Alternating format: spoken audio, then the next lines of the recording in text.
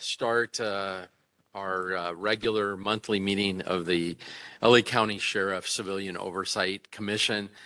I'm Sean Kennedy. I'm currently the chair of the commission, and I want to thank everyone who has joined us live or on the internet. A quick overview of the commission. As we always remind people, we investigate the big picture. We usually end up referring individual cases that require investigation to our able Inspector General and his staff. Our goal is to talk about the issues and have, a frank, hard-hitting but respectful conversation between the community and our sheriff's department with the goal of solving problems for everybody. Our commission is advisory. So it's at the discretion of the Sheriff's Department and the Board of Supervisors to implement our recommendations, although we put a lot of time into it, so I certainly hope they do. And as the commission works to increase transparency and accountability, we always want to hear public input because policing affects everyone. And so I think it's really important to have input from the public. On today's agenda are the vote on the commission's report on school resource deputies in our schools. And we're also going to talk about the issue of compliance with SB 1421 regarding police records. There are groups of police records which were previously confidential, which are no longer confidential, that being serious uses of force and shootings, sexual misconduct, and deputies who have been found to have filed false reports or been less than truthful with their department or in court. And then finally, we're going to discuss the issue of a memorandum of understanding between the department and this commission. This is the MOU is particularly important because we are asked to weigh in on so many issues, and then we are told that we cannot see the information from the department in order for us to weigh in and comment. So it's a setup for failure. It just can't continue. The commission cannot fulfill its mission of meaningful civilian oversight without seeing documents. We understand that we often will have to limit it to an ad hoc committee because there are confidentiality issues. But some members of the commission must see documents from the department in order to formulate a position regarding policing issues. Today is the great shakeout. So at 10:19, we're going to just acknowledge it. I'm not going to make anyone crawl under the table. A staff member will let us know. Eric, you'll let us know, right? And we'll simply we'll remark it. It will be remarked. And I'm going to turn it over now to Eric to explain to the members of the public who are present and who are listening to the live stream how they can participate, and then he will call the roll. Thank you, Chair Kennedy. Good morning and welcome. Public participation in our meeting is one of our main goals, and we welcome your comments in person, through WebEx, by telephone, or in writing. There will be an opportunity for public comment on each agenda item and at the end of the meeting during general public comment. For items on the agenda, Chair Kennedy will introduce the item, presentations will be heard, the commission will discuss the item, and public comment will be taken. If you wish to speak in person, please fill out a public comment card and turn it in at the table with the public comment sign. If you are on WebEx, please raise your hand by selecting the hand symbol. If you called in to listen to the meeting, please press *3 on your phone to activate the raise hand feature. We ask that all speakers ensure your comments abide by the meeting's code of conduct. Everyone will have 2 minutes to speak unless the chair determines otherwise based on the number of speakers signed up for each item. We will make a similar announcement in Spanish, and then I'll take the roll. Buenos días y bienvenidos. La participación pública en nuestras reuniones es uno de nuestros objetivos principal y agradecemos sus comentarios en persona y a través de Webex, y por teléfono y por escrito. Habrá una oportunidad para comentarios públicos sobre cada tema de la agenda y al final durante los comentarios general. Para los temas de la agenda, el Chair Kennedy presentará el tema, se escucharán las presentaciones, los miembros de la comisión discutirán el tema y después se tomarán los comentarios del público. Si desea comentar en persona, complete una tarjeta de comentarios y entréguesela a un miembro del personal en la mesa asignada con el cartel de comentario público. Si está participando por Webex, levante la mano y seleccione la imagen de la mano si quiere comentar. Si llamó para escuchar la reunión, oprima la tecla de la estrella y el número 3 en su teléfono para activar la función de la mano levantada. Les pedimos a todos los participantes que van a comentar que sus comentarios cumplan con el código de conducta de la comisión. Todos los participantes que van a dar un comentario tendrán 2 minutos para comentar, a menos que el Chair Kennedy determine lo contrario en el tiempo asignado. Gracias. Chair Kennedy, I'll take roll now. Yes, thank you. Chair Kennedy, Here. Vice Chair Jamon Hicks, Present. Commissioner Robert Bonner, Here. Commissioner Irma Higgins Cooper, Commissioner Luis S. Garcia, Commissioner Patricia Giggins, Here. Commissioner James P. Harris, Here. Commissioner Hans Johnson. Here. Chair Kennedy, we have a quorum. I'll turn it back to you. Thank you. So item number 1 on the agenda is the consent calendar. On the consent calendar, we have the approval of the September 21st meeting minutes. Are there any objections? There never seem to be objections. I don't hear any objections. So the consent calendar is approved. We next generally begin this meeting with family impact remarks, but I'm told that we don't have any impacted families who are here to speak. So I have to ask Eric, do we have anyone who wants to give public comment on this number 1 agenda item? It doesn't seem like there's much to comment on. Yes, Chair Kennedy, no one has signed up to make comment on this item. Okay, so let's move to number 2, which is reports. This morning we have Sheriff Luna here. Sheriff, welcome. It's nice to see you. The sheriff is not going to be able to stay the full time, and so I'm going to have him start off and see if, Sheriff, if you'd like to give us any updates. I'm hoping that you will take questions from the commission, if there are any, and I'm going to turn it over to you.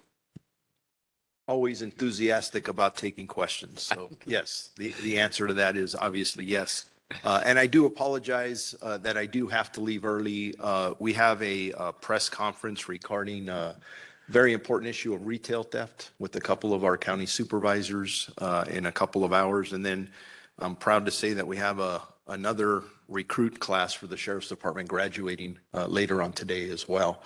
But the seat will not be empty.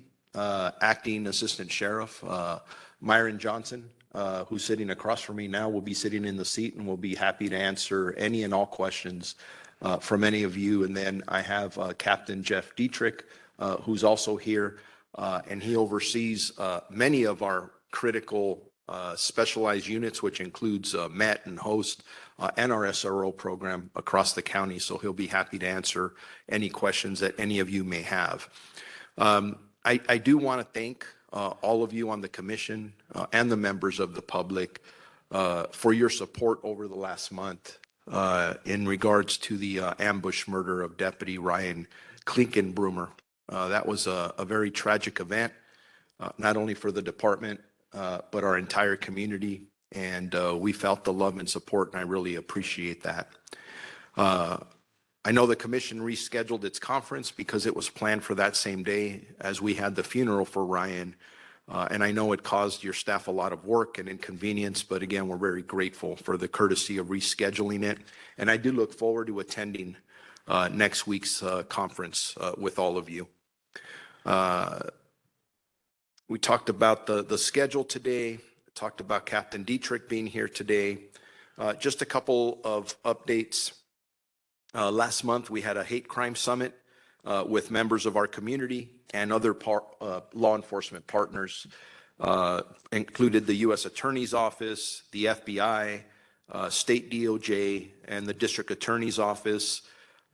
It went over very well. We got a lot of positive feedback, and I look forward to a lot of the work as we move forward in addressing the very critical issue of hate crimes. And I don't think I need to remind all of us that when we talk about hate crimes, it's always has a very negative impact on our community.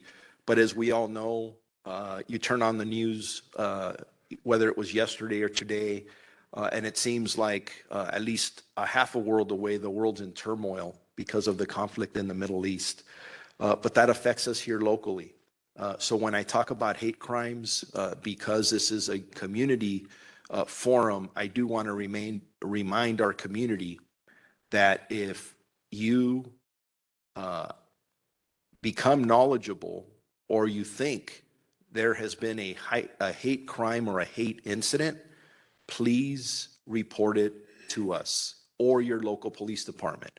Whether it's the Los Angeles County Sheriff's Department, the Los Angeles Police Department, we want to make sure that we keep our finger on the pulse of what's going on. We're making a lot of efforts as a department and all of our law enforcement regional partners to stay in communication because there's a lot of anxiety and fear out there about what may happen. And that's on both sides of the equation. So we just want to make sure that we are responding to all sides, all complaints, and make sure we get those so they can be appropriately investigated. That becomes very important. This is Domestic Violence Awareness Month. The department is proud to say that we've named a domestic violence coordinator for the department. I understand it's been some time since the department has had a coordinator. So we have a detective now who's enthusiastically taken on this new role. And the goal is the vision is that we are working hand in hand with all of our partners, specifically our community-based organizations, in this very serious world of dealing with issues around domestic violence. So we're doing that. I know that we've done a lot to keep you all updated on policies that we're working on. We currently, and it's ongoing, our policies on both gangs, cliques, tattoos, and emblems is currently and still is in meet and confer with our labor partners. And again, we're not only dealing with one labor organization, we're dealing with more than one. That is ongoing. Our use of force policy will also be in meet and confer here very soon. I think there's been a lot of frustration with both, specifically with use of force, because that has been open and out there for, from what I'm told, almost close to 4 years. That is not acceptable. So we continue to work on that. As a matter of fact, I know that this afternoon, there's another meet and confer meeting on the gang policy as I'm speaking to you now. So that's important. And then Chair Kennedy mentioned the issue of the MOU with the confidentiality agreement. Obviously, there's a lot of work to be done there. In regards to the Sheriff's Department releasing information or reports to you, I think the community needs to know that we've had, I think, productive conversations the last 2 committee meetings that we've had, although they were behind closed doors, about the willingness of the Sheriff's Department to share any information that we legally can share with you, as long as there's confidentiality agreements, because unfortunately, there's been a breach there in the past. I'm not pointing any fingers, but we just need to make sure that information that we are passing on does stay, when it needs to, in a confidential manner. Then when it needs to get out to the public, we're all for that, as long as it meets those legal parameters.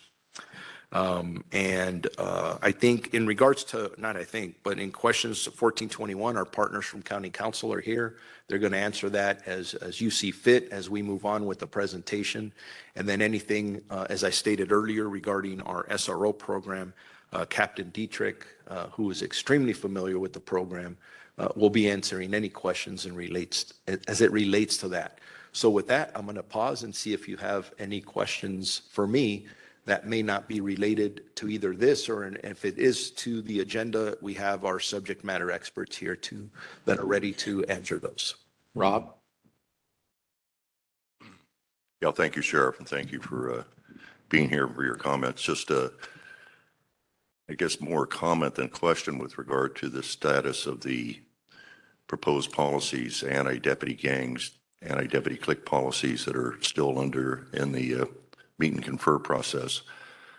And I know you want to make sure you abide by that process, and I understand that, but it has been many, many months now. I mean, since this commission first proposed policies that would prohibit participation and joining in deputy gangs and deputy cliques. So I guess this is more a comment, but at the end of the day, it is the sheriff that's responsible for ridding an organization, the sheriff's department, of deputy gangs and deputy cliques. And it's good to have, by the way, the unions, all of them. There are two important unions here, I know, supporting it. But at the end of the day, it is your responsibility, and you've got to get it done. And the unions, I say this, I don't know what their current position is, but historically have not been particularly helpful to the sheriff's department and the sheriff in getting rid of the gang and clique issue.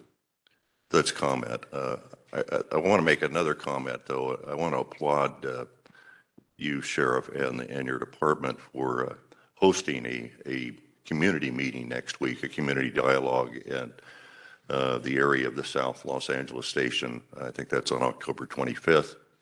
And I know that the Office of Constitutional Policing is playing a role in that dialogue with the community, in this case, South LA. And I believe this is going to be facilitated by the U.S. Department of Justice Community Relations Service, which, by the way, historically has done some very fine work. So I'm encouraged by that outreach to the community. And I guess the question is, are there plans to do a similar outreach dialogue with other areas of LA County or other stations of the Sheriff's Department?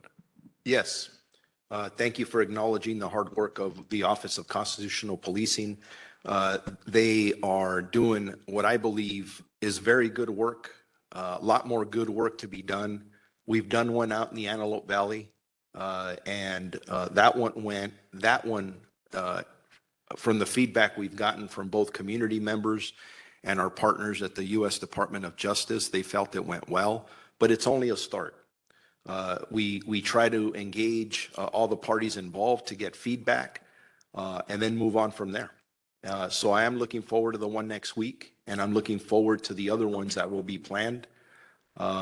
If any of you see a gap that exists, whether it's an area of the county or something that you recommend we can be doing better, please give us that feedback. And then we'll work with the Office of Constitutional Policing to get us there. In regards to the first, I know it wasn't a question, but it was more of a commentary. And I just want to add to that is that I do not skirt my responsibility with anything involving this department, the Sheriff's Department, LA County Sheriff's Department. And yes, we are following a process. Yes, it's frustrating, but it is a process. And I believe we're already getting some valuable input from labor.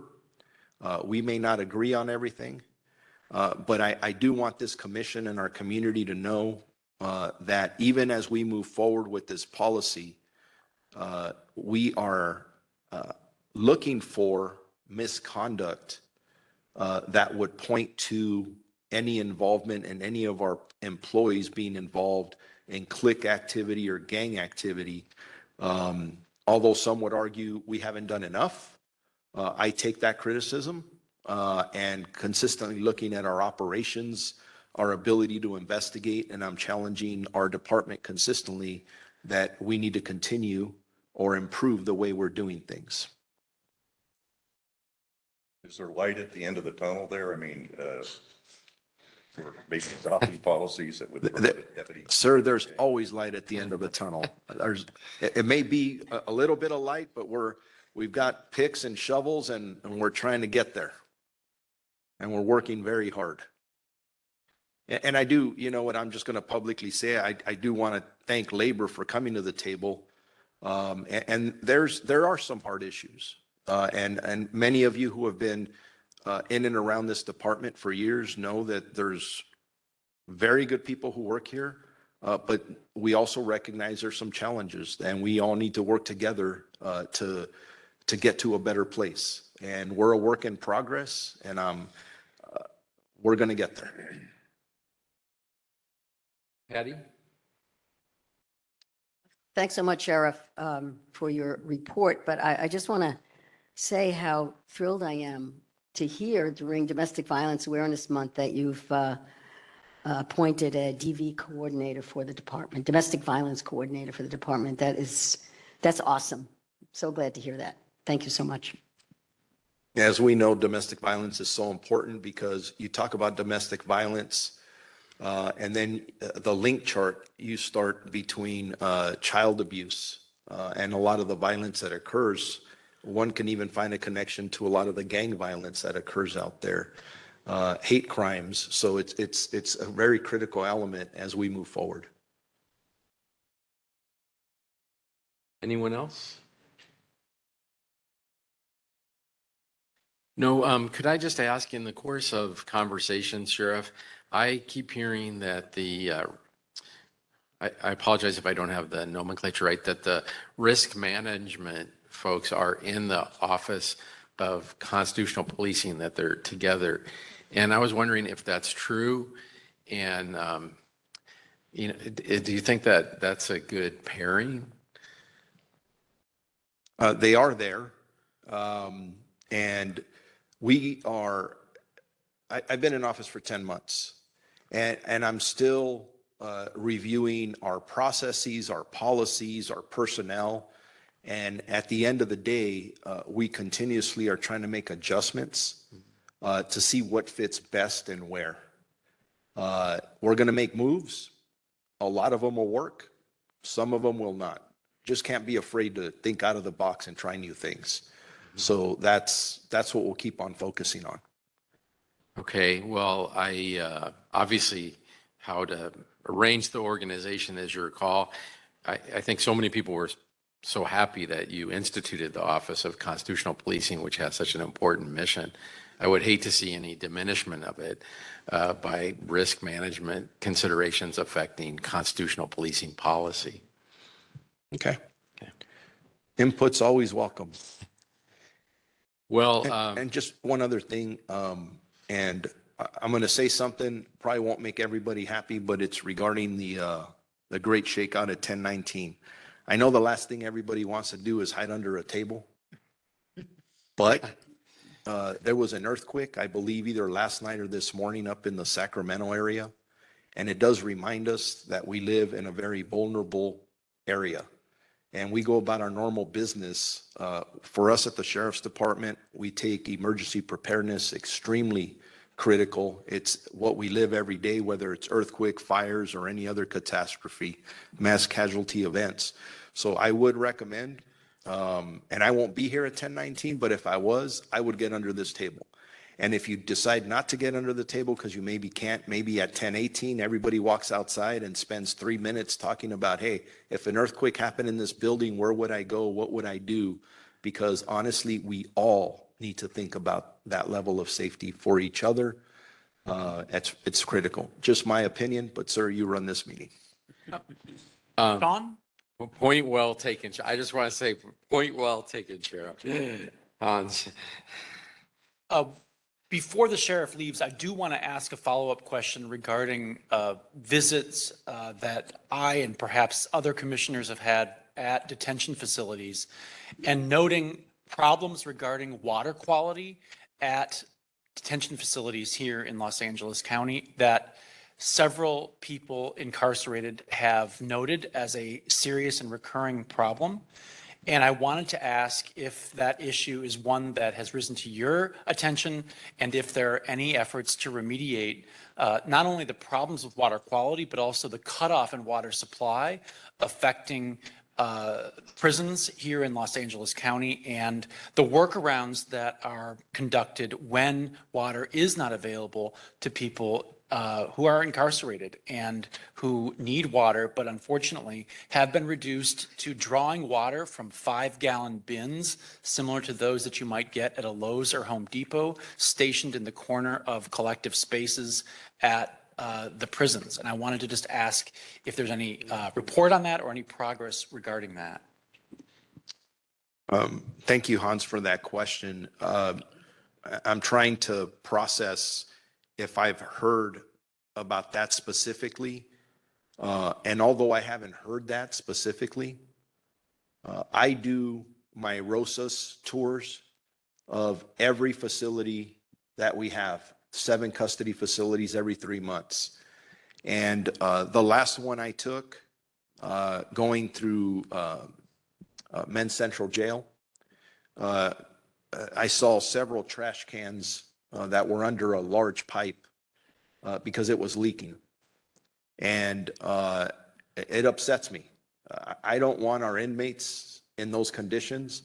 I don't want our employees in those conditions. And the fear I have is that our employees, they do an amazing job of just trying to reconcile or mitigate a lot of the challenges they see, but the facility issues are so intense there that beyond looking out for the welfare of the inmates on a daily basis, they're having to do workarounds. I get frustrated because I'm asking about not only our regular staffing, but staffing for maintenance, both in plumbing, electrical, and to be frank with you, I don't always like the answers I get. So it is an ongoing effort, ongoing frustration for us at the Sheriff's Department. Although I'm not ready to talk about this publicly, I know there's a significant debate that's been going on for years about a newer facility. Those are issues that I'm going to start having discussions with a lot of our partners, whether it's a board of supervisors, county CEO, and other related departments, both on the government side and the community side. We cannot continue on this path. I don't believe that the conditions there are, our inmates shouldn't be under those conditions, neither should our employees. And we need to do something about not all of the facilities. We've got to prioritize. There's got to be a change down the road for all of us. And it goes back to the question you're asking. Inmates should have access to water, both for drinking, showering, and some other essentials. So anything below that is not acceptable. Sorry for the long answer, but it's pretty complex. If you find it appropriate to make a follow-up report back to the commission in a future meeting, we would appreciate that.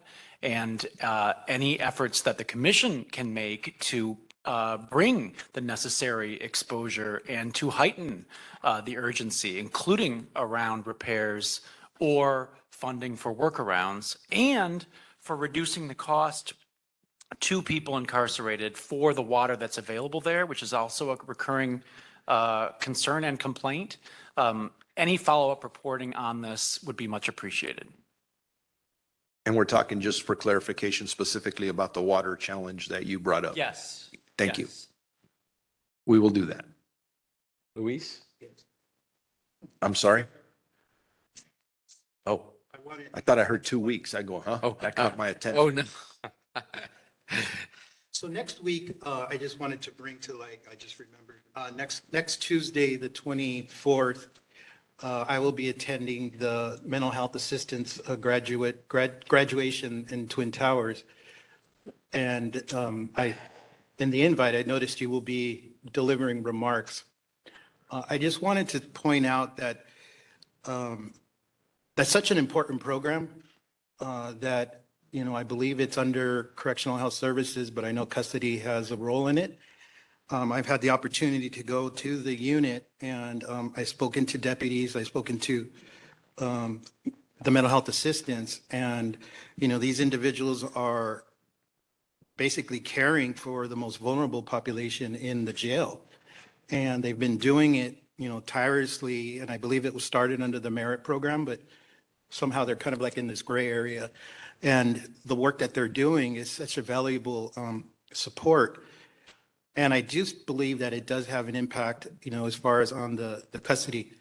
In talking to a couple of the deputies who've been in part of the program for several years, you know, it was to hear their insights into, you know, understanding and recognizing the mental health illnesses that these individuals are encountering, and, you know, creating a culture of compassion for these individuals.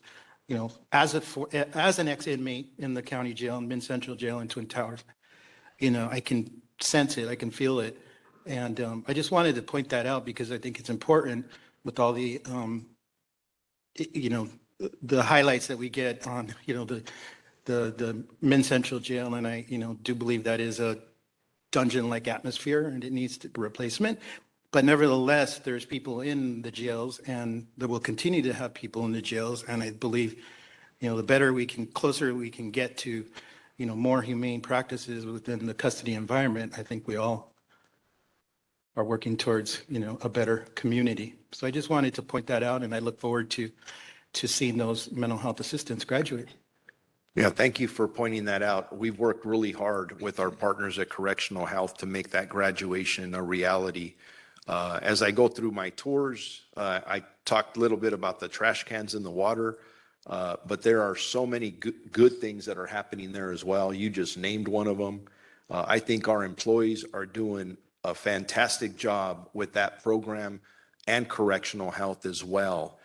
So I'm looking forward to that graduation. Not too long ago, I was up at our Northern Correctional Facility where I spoke at a high school graduation that occurred there.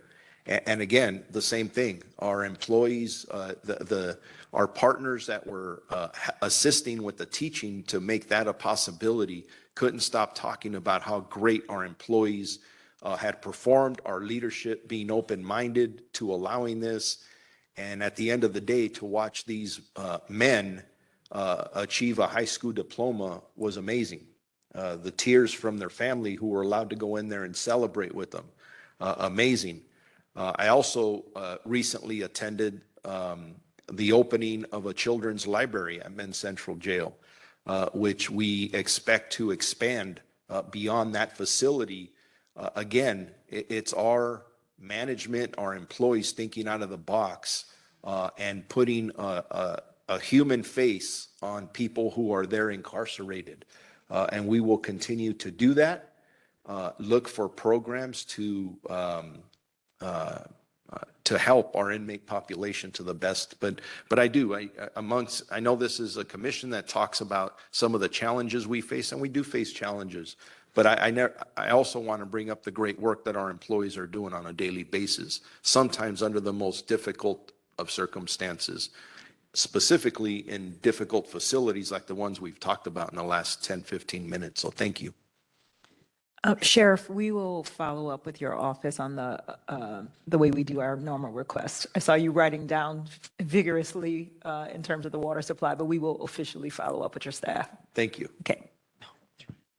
JP? I just briefly want to echo what Commissioner Garcia said. I too have been to the Twin Towers and the FIP step-down unit multiple times, met with the mental health assistants and the deputies there. I come from a little different perspective than Commissioner Garcia, having formerly worked at a facility like that. And I just want to echo what he says. That is such an incredibly positive thing that is happening there. Both the inmates that are working tirelessly to provide assistance to the most vulnerable population in the jail. I mean, it's incredible to see what they are accomplishing. And these are inmates that have just really taken this to heart. And the deputies that are working there too. Everybody's just working towards the same goal of trying to have a humane existence for these folks. And I just want to echo how important this is. If we can figure out a way to clone that all over the jail, we wouldn't have any problems. But I just want to echo and add my voice to how important a program that is. Thank you. Anyone else? Sheriff, I know you have to leave. I think I speak for really everyone on this commission when we hear that you're doing work to educate people in custody and to have other people in the jail help people struggling with severe mental illness.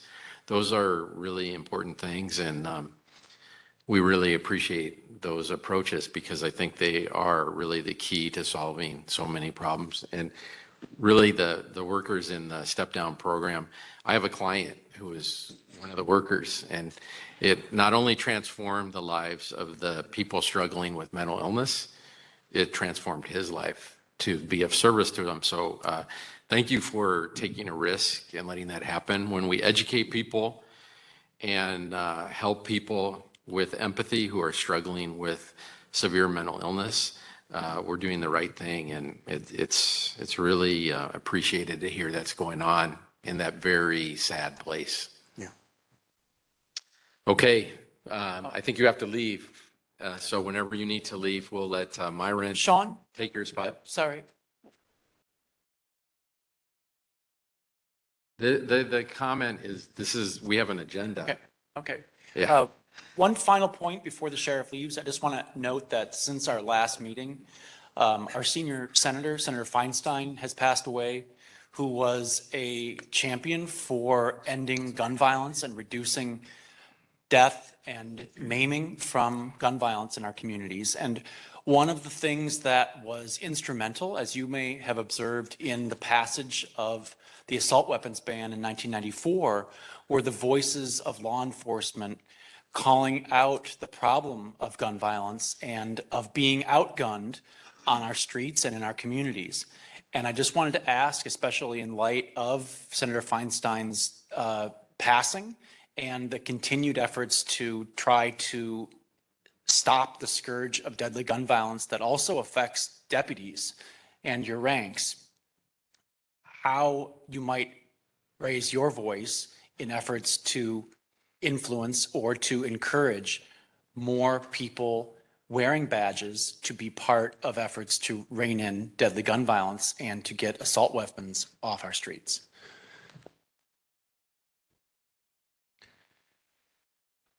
I don't disagree with any of the comments you just made.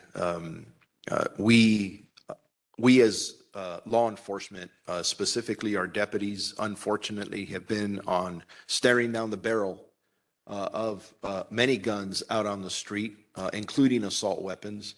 I started off thanking everybody regarding the support of Ryan, who was murdered as a result of gun violence. But there's been several incidences where our deputies come under assault with assault weapons out on the street. So yeah, we need to work closer together. We need to reinforce our messaging that that's not acceptable. So we'll continue to work on it. Okay. We'll move to the other reports, the next item on the agenda, and we are going to take public comment after the reports are done. Is the chair's report. I have just a very brief report. I'm sorry to report that this commission's efforts to have former Sheriff Villanueva and former Under Sheriff Murakami testify regarding the situation with law enforcement gangs or deputy gangs within the department under their stead, have met roadblock after roadblock in court. The former sheriff has been successful in undoing the contempt order that issued for his failure to appear, and he has been out in the media declaring victory that this commission has no right to subpoena him. I don't even know what to say regarding those comments. I was very disappointed. I know all members of the ad hoc on deputy gangs were very disappointed with the decision, and the question is, where do we go from here? Rob, do you have any ideas in that regard? Yeah, I have a suggestion, but first of all, you talked about the sheriff's comment, and there's a statement of former Sheriff Villanueva. It's reported in the Los Angeles Times yesterday. First, that's just totally inaccurate. First, he calls this commission proxies for the Board of Supervisors. I just want to respond. That's false. This commission is independent of the Board of Supervisors. It acted independently in subpoenaing the then Sheriff Villanueva, who refused to attend voluntarily, and we subpoenaed him to answer questions about deputy gangs and cliques and why his policies were not effective in eliminating them, which they clearly didn't. In fact, at that time, Villanueva was denying that there were deputy gangs in the Sheriff's Department. Secondly, and this is a quote, he says that this commission, quote, unlawfully abused the subpoena power given to the COC by voters, end quote. And that's untrue. Our subpoena of the former Sheriff Villanueva was issued lawfully pursuant to authority given to this commission under Measure R by the voters, and it was issued for a valid oversight purpose.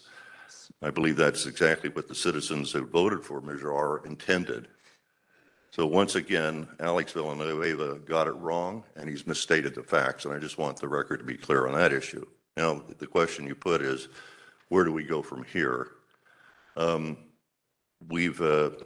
The ad hoc has, of course, reviewed the decision of the California Court of Appeal, and most recently, the recent decision of Judge Liu of the Superior Court, which describes essentially that in order to get Villanueva or any other witness here, we have to go through a two-step process. Essentially, that process has to start with the court, the Superior Court, issuing an order directing Alex Villanueva to appear before this commission before we can move to a contempt proceeding for his failure. So what my suggestion would be, I'm not quite sure. I mean, county council has been representing this commission, although they have not been keeping the commission or its chair or the committee apprised of these issues and decisions that need to be made so we could actually provide some guidance. But I think if we were going to provide guidance at this time, it should be that that county council, through the attorney that it engaged on behalf of the commission, should go back to Judge Liu, and they should essentially amend or modify their petition for an order to show cause to make it a petition for an order to show cause, not to hold Villanueva in contempt, because we apparently can't do that, but to order Alex Villanueva to appear and testify for this commission at the earliest possible opportunity, because we need his testimony. This is an important issue, and it's an important oversight issue. So in any event, I don't know whether the other thing, I'll just mention it in passing, because this is there's a fair amount of frustration, I think, that has gone with how this has been handled by county council. But the other thing I requested was that we have an executive session, closed session, to have an attorney-client privilege conversation with county council where they would tell us what they're recommending, so we could actually have a dialogue and tell them what we are recommending that they do. But since we can't, and by the way, I think we could have such a session consistent with the Brown Act, because it's an exemption from the Get Brown Act. But I digress. I think that the bottom line is, rather than, this is, by the way, let's make the record clear here. We issued the subpoena for Alex Villanueva 2 years ago. Yes. In October of 2021, he refused to appear, and here we are. We're no closer to having Alex Villanueva appear and testify with respect to important oversight issues like deputy gangs and deputy cliques in the sheriff's department than we were 2 years ago. And that, to me,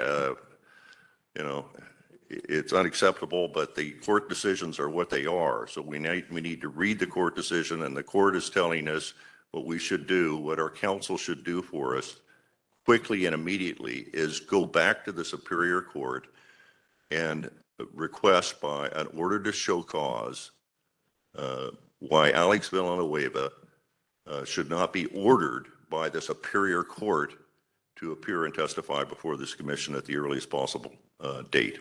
So I'll make that part in form of a motion, I guess, and we'll see if it's adopted. If it is, we'll pass it on to county council. Well, I would certainly second that motion. I agree with everything you said, Rob. This commission cannot suffer the former sheriff proclaiming that he need not respond to a duly issued oversight subpoena. We simply cannot allow that to go unremarked, and I think that we need to do everything possible to get these proceedings back on track and have the former sheriff on the stand under oath. He seems to be very concerned about the format in which he would have to take an oath and swear to tell the truth and then answer questions about deputy gangs. He's insistent that his offers, his prior offers or supposed offers to come and informally speak should be enough. But of course, we have pending special hearings on deputy gangs. Everyone else has been a sworn witness. Our special counsel has asked the questions.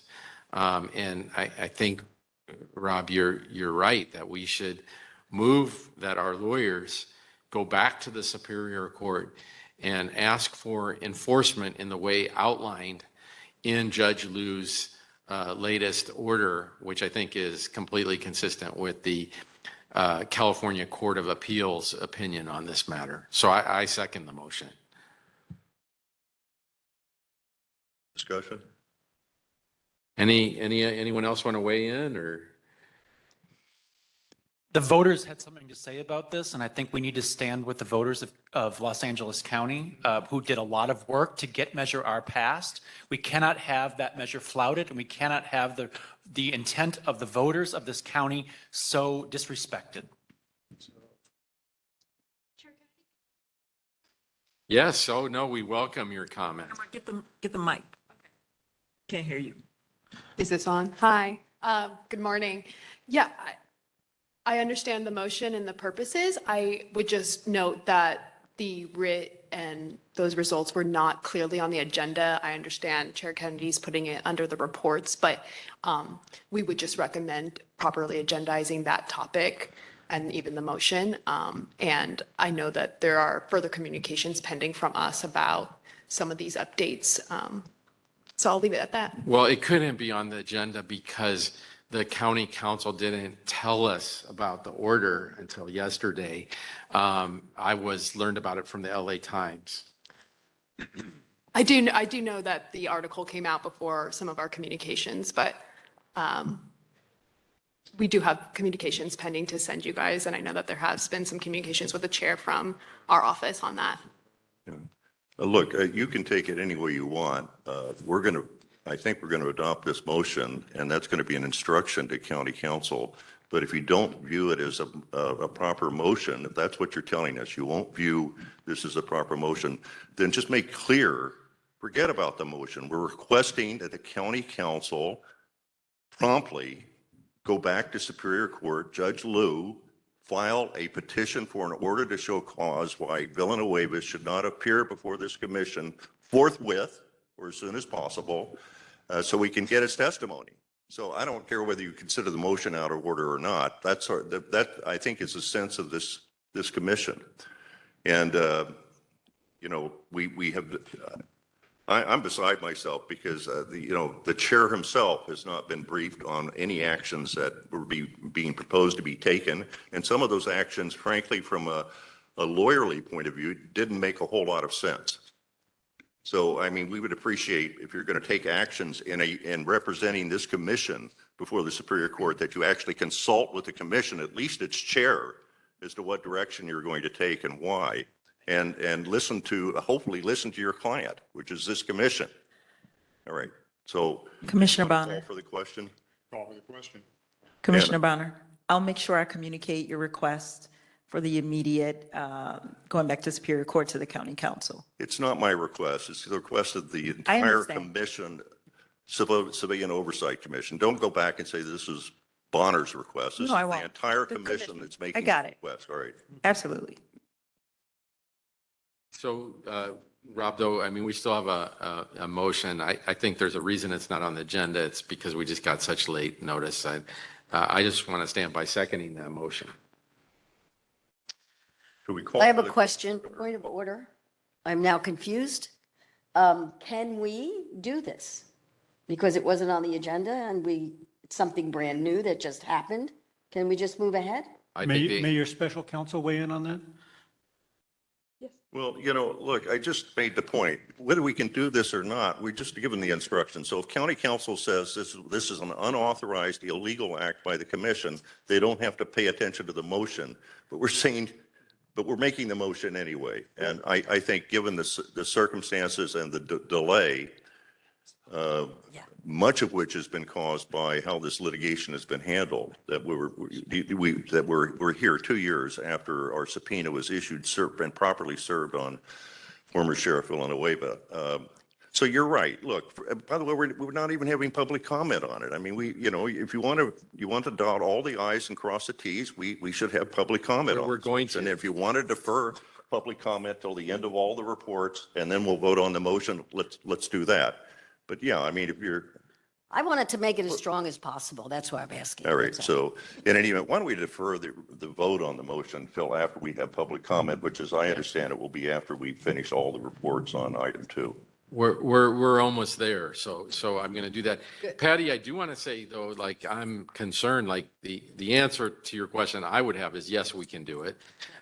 Whether I'm right, well, but We don't have 4. it's been 2 years, and I just think like for us to continue to participate in like the dilatory approach to the sheriff flouting our subpoena regarding probably the most important issue in the department at this time, although it has lots of important issues, one of the most important issues. It's just outrageous what former Sheriff Villanueva has done in the way he has talked about what he has done. The narrative is that this commission, the Oversight Commission of the LA County Sheriff's Department, lacks the authority to issue a subpoena to the elected sheriff and his undersheriff and top leadership. That cannot be the law. And I just think that we have to do everything within our power to forcefully oppose that because it is the death of meaningful oversight. Chair? Max, you wanted to say something? Yes, and may I segue into my report, which is the next item agenda, thereby saving time? I can also chime in one more time, maybe before you move on to your report, Max. Your comments are always appreciated and welcome. But Max, please, you were in the queue. No, I'm going to segue, so you go ahead. Oh, okay, I see. Just maybe another suggestion in terms of the agendizing kind of Brown Act issues. Maybe we can first do an urgency vote to basically lay out why this item is an urgent item and needs to be put on the agenda now, and the facts why we didn't know that information before the agenda was put out. And if you vote on that first, it might make the motion more solid. It sounds like this is a two-step process also.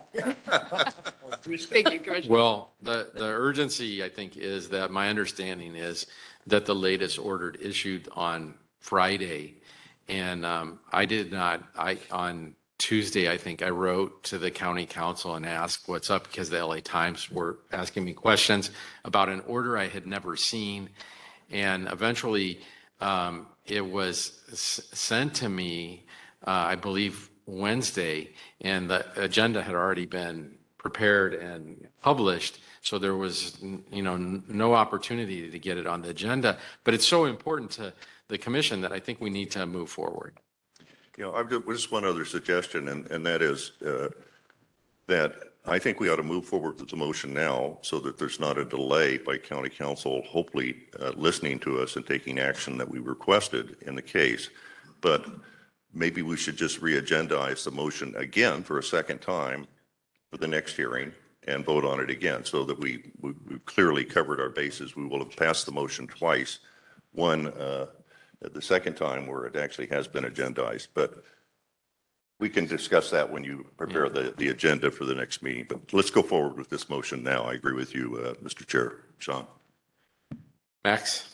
Okay, first, my advice to you as special counsel regarding that issue, and then my report. My advice to you as special counsel regarding that issue is, as Amara has pointed out, there is a way around the Brown Act when you learn something and haven't agendized it. The correct procedural way is to first vote that this is indeed such an emergency and that you shall consider it. You have appropriate factual basis to do that, I think, although one could argue that because the error was the government's, then the government can't walk around it. But I don't think that's a correct view of the law. Then the next step would be you'd vote on the motion, and then you move. All of that is moot because you are an advisory body. So although you might be violating the Brown Act, if you take a vote that isn't agendized, there is no remedy or harm caused by it. So I think if you just voted on the motion, it would be an advisory motion. So that's what my advice is to you on that. Now I want to talk about my report. A lot has been spoken of by the chair regarding frustration with the mission of this commission. I'm going to start with the subpoena issue. First of all, this commission successfully brought the truth to the public, and the public voted the former sheriff out of office, and that was, I believe, a success of this commission in part, not solely this commission. There's other folks out there, but it was an important step. I think the primary function of this commission, as well as my office, is to force the government to comply with the law. And unfortunately, 10 years ago, that was less of an issue. But when the Villanueva administration came in, there was a concerted effort to violate a series of laws. And the county, not just the county government, but the larger government processes is not set up to protect against that. So as a result, we now have a series of procedures in place within the sheriff's department and within the county that press against legal compliance. And you've just hit on an important one, the subpoena issue. Of course, you have the lawful right to issue the subpoenas you issued. Of course, the sheriff, then sheriff and now former sheriff, had the absolute duty to come and testify. He certainly would have had the right not to answer every single question one might imagine, but we never got to that. My office went through and litigated that in a multi-step process, and we had a deposition essentially of him. It wasn't a deposition, but a statement under oath. But it was like pulling teeth to get it, and we needed county counsel's assistance every step of the way. This commission subpoenaed him, and there was an effort to get that one-step process, which would have been, I think, appropriate under the law. However, the appellate court disagreed. And so that's all that happened is now, as you say, the next step is to bring him in under the two-step process and have the court make the order. And then if he doesn't follow it, he's in contempt. And I think it is not a moot issue because we have just been talking about the gang problem. We are not in legal compliance. We as a county, of which all of us sitting up here have responsibility for because we're part of the process, are not in compliance with California's law on law enforcement gangs. For 2 years almost now, that law has been on the books. So this body gave an advice a year ago about what the policy should be, but the legislature proscribed 2 years ago what the policy shall be, and under Villanueva, it wasn't implemented. So it is still a live question as to why he didn't, what facts he was aware of, and why he chose the tactics he did, and precisely what orders he gave. So I think that's appropriate and is necessary in our effort to get legal compliance with California law on gangs and the Constitution, which governs, for instance, Brady obligations to provide that information to criminal defendants, which we are not in compliance with at all. My office will be issuing a report in the next couple of weeks on that precise issue and regarding lack of compliance within the sheriff's department on these gang issues. But it's a county problem writ large, and it got started by Villanueva. I shouldn't say started, the gang problem has existed for 50 years, but the active resistance despite California law to the contrary was started by Villanueva, an actual, what I would call a conspiracy to obstruct justice. Chair Kennedy, you mentioned risk management. When the new sheriff came in, I recommended that that unit be disbanded. Its function is not risk management, it's a euphemism. It doesn't manage any risk. It assists civil lawyers and county council in preventing people who have been potentially harmed by the government from receiving civil compensation, money, which is the best you can get in the civil courts. Nothing to do with managing risk. It doesn't produce reforms within the sheriff's department. And so it is troubling that it's under the Constitutional Policing Office, but I don't know where you put such a unit until you disband it. I think that's, having somebody watch it to see when it violates. Unfortunately, in the report I'm about to issue, we're going to tell you about some things we found out about that unit that we shared with the Sheriff's Department, and they did not lead to investigation or what I believe to be appropriate efforts to address them. So I share the chair's concern about that unit, and I hope that it is addressed. And then the final legal compliance area that I want to mention is the jails. Right now, they just dropped a Times article electronically, which will be in the paper, I guess, in the next coming few days, regarding a murder that occurred in the Sheriff's Department, fully on video, in the jail, fully on video. And the person was murdered and allowed to bleed because nobody was watching the video, because we don't have enough staff for the number of prisoners we have. And that's a point that I have made repeatedly. Our jails are not in compliance with the Constitution, and we have a legal obligation to correct that fact. There's been a lot of talk about a new facility.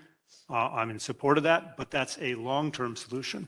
The short-term solution I've already addressed. But the bottom line is we are out of compliance, not just with California law as to gangs, with California law as to subpoenas. Also, we're out of compliance with California and the constitutional law as to jails. And that, I think, is the goal, the first goal of this commission. So I welcome this commission's desire to continue aggressively as to the subpoena on Villanueva. And the idea that this commission is irrelevant at this point, I think, is not correct. Villanueva's statements, has been pointed out, were false. I think it was generous to say that they were not factually accurate. I believe they were intentionally false. But the best thing this commission has ever done was the gang investigation that it did previously that had an amazing, powerful effect. And I think, as we've had discussions about, I think it's an issue that's still on the table in front of us and something that needs to move forward. It was messy and difficult and awkward, and obviously tensions run high here between the commission and council for the county, but I think it's a process that needs to move forward. So I highly encourage you to continue to work on that front, even though I share your frustration that as an only advisory body, we feel like we're doing nothing sometimes. But as Chair Kennedy said to me before this meeting, our job is to put out the truth. And we can only hope that someday the truth will result in legal compliance. Thank you. Thank you. The sheriff's comments in the media are also backed up by his county funded. Former sheriff. Former sheriff. The sheriff who was here earlier was unhappy every time somebody accidentally said sheriff, and I don't blame him. Former sheriff. I apologize. Alex Villanueva makes the comments, and each time his county-funded lawyer also comments in the press and buttresses his comments. And then the Times says that they contacted the county council, and the county council declined to respond. So we're not on an even playing field in this regard. Rob? Just listening to I think the wise advice of the Inspector General, I'm going to modify the motion just a bit. Okay.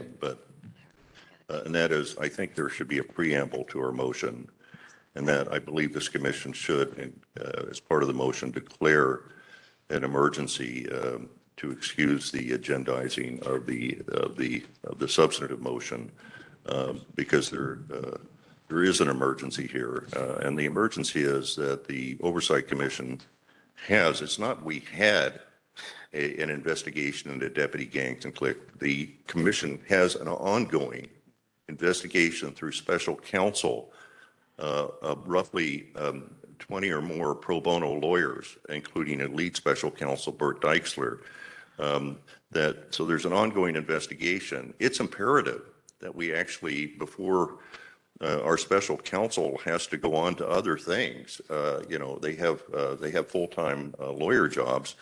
It's imperative that we get Alex Villanueva to testify before our commission as part of our special counsel investigation into deputy gangs and deputy cliques, and that has to be done without further delay. So I'll wordsmith that a little, but that's the substance of the preamble, and the motion would be, and it's a motion and a direction, just so in case we can't make a motion, it's a direction to county council that county council be and is directed to forthwith petition Judge Liu, the Superior Court, for an order to show cause that Alex Villanueva be ordered by the Superior Court to appear at our next regularly scheduled public hearing, and that be set, that at least 2 hours be set aside for the questioning of Alex Villanueva on the issue of the existence of deputy gangs and deputy cliques within the sheriff's department, and whether or not his policies were effective in eradicating them. So in any event, that I could refine that a little bit, but I just want to make sure that since there is an issue with respect to an emergency here, frankly, I think this is a legitimate emergency because,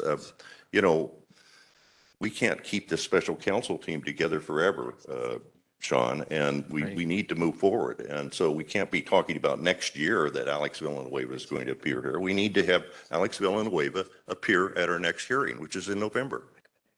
And we want the court to order that. If he doesn't appear, then you can go back and hold him in contempt of the Superior Court's order. Thanks.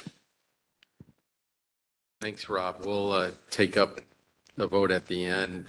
This is the time for ad hoc committee updates. If any ad hoc would like to do an update. I don't see anyone.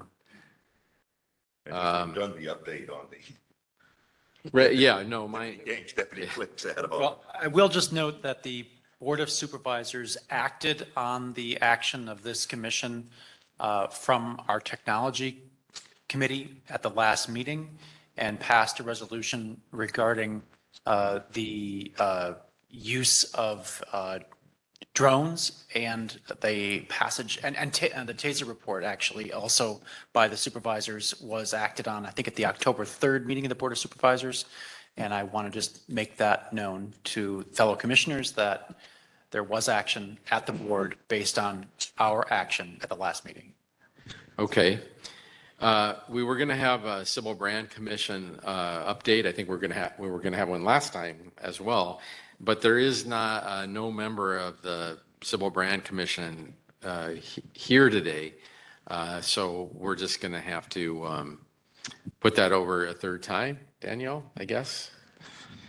Yeah, the civil brand, they are going to come to some of our meetings when they feel like they have something to report about what's happening in the jails.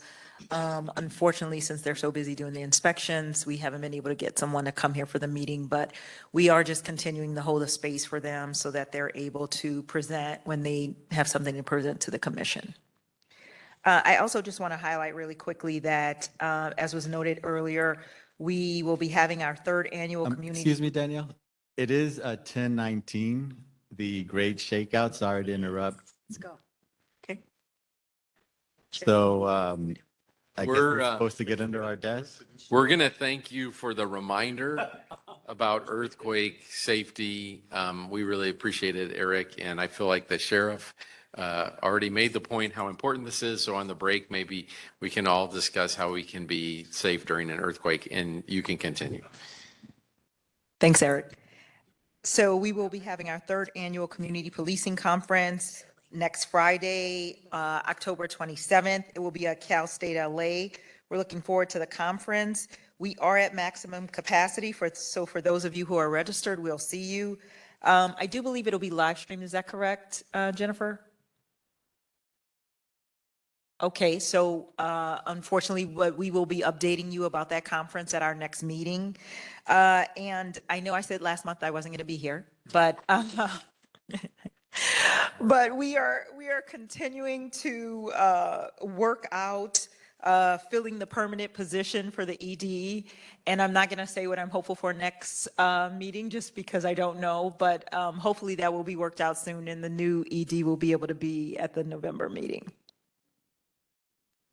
So I think that's all of two before we have the report of the ad hoc committee's actual report on the school resource deputies. Do we have to take public comment on number two? Yes. So we're going to take public comment on all of our various reports. Although, Rob, did someone? I just wondered whether our acting executive director has any news on when we will be selecting and have in place a permanent executive director for the commission. Any update on that, Danielle? Yes, Commissioner, that's what I was just saying. I think that they are solidifying that. It's county process, trying to get an offer made and get that solidified. So I expected to hear something by this morning, Commissioner Bonner, but I haven't gotten anything. So as soon as I hear that, I will notify the commission about that. But I do expect something soon. Thanks. And Chair, if we're going to take public comment to be inclusive of the motions, my suggestion is just to reiterate that there's the two motions. I appreciate Commissioner Bonner's comments about the urgency and kind of the bigger picture, but I think it's just a little bit simpler. We can do the two separate motions, one to say that this is urgent because we didn't receive the information prior to the agenda being posted. Someone can second, and then restate the separate substantive motion. And then that way your public comment can be inclusive of all, if that's agreeable. Okay, we'll take your summary. That's a good summary. Public comment? Yes, we have one person that has signed up in person and one online. The in-person comment is Raquel Durfler.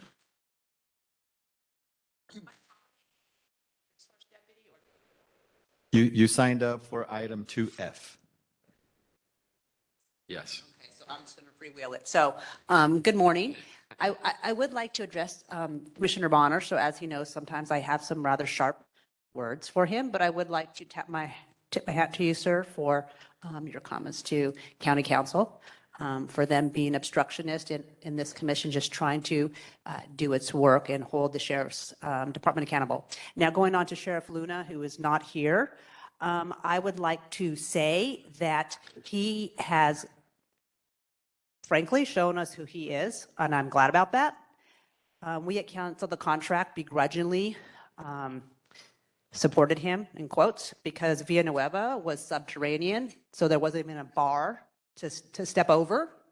But he has shown time and time again that he is law enforcement. His judgments, his comments come from the point of law enforcement. So we had a couple of commissioners here trying to point out the inhumane conditions at the men's central jail. And so he gave a cursory acknowledgement of those inhumane conditions and did the politician pivot of like, nothing to see there, or that's kind of bad, but let's now turn to all the beautiful and wonderful things we've done. This in face of the article in the LA Times, which I did read this morning, about the gentleman who I believe it was for 4 hours bled in his cell after he was attacked and ended up dying, was murdered, and no one checked on him. I noticed that Luna did not bother to address that issue at all. So all I will say is, once again, he has shown why community organizations like ourselves that seek to hold law enforcement accountable, we can never reach across the aisle and work hand in hand with law enforcement because they steadfastly refuse to address and acknowledge the harm that they do to our communities. Thank you. Thank you. Our next speaker is Tamara. She's a call-in speaker.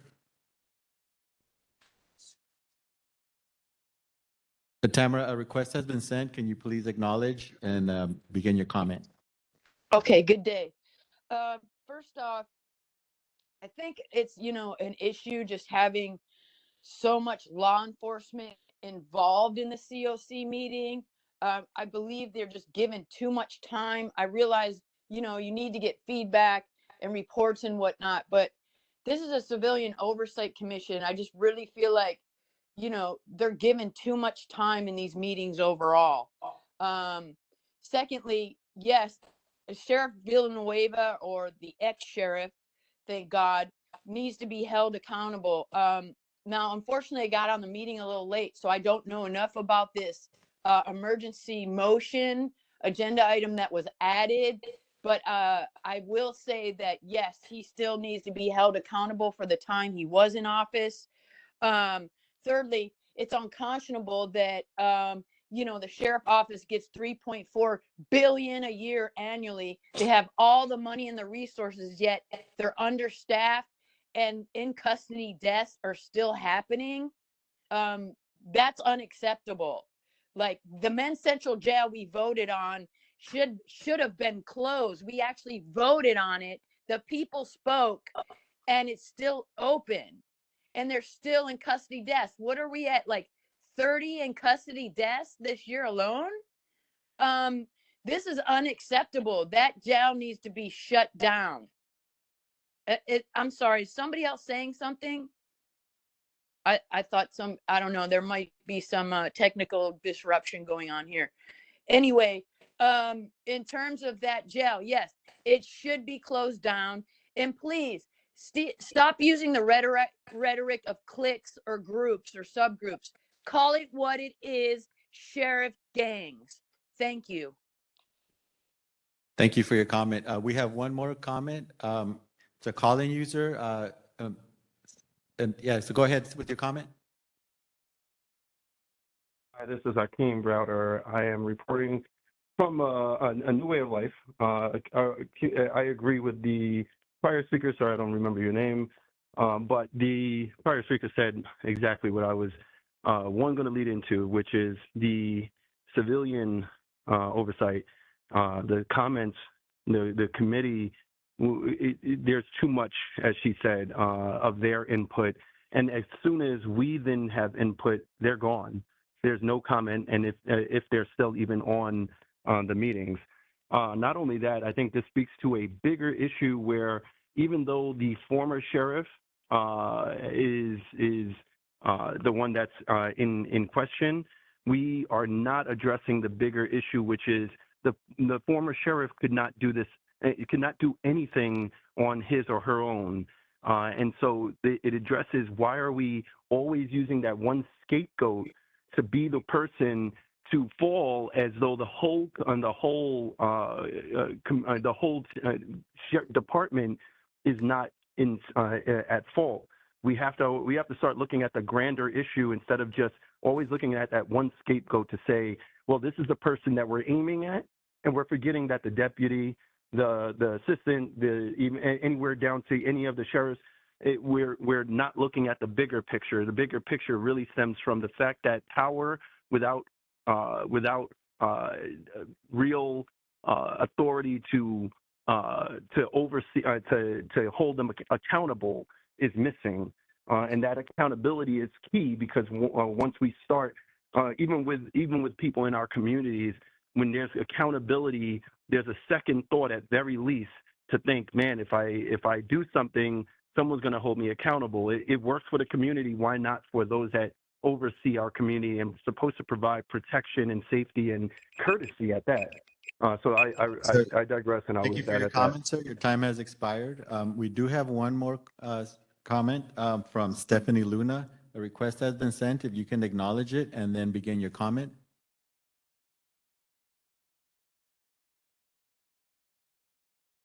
Stephanie, go ahead. Hi, can you hear me? Yes, go ahead, please.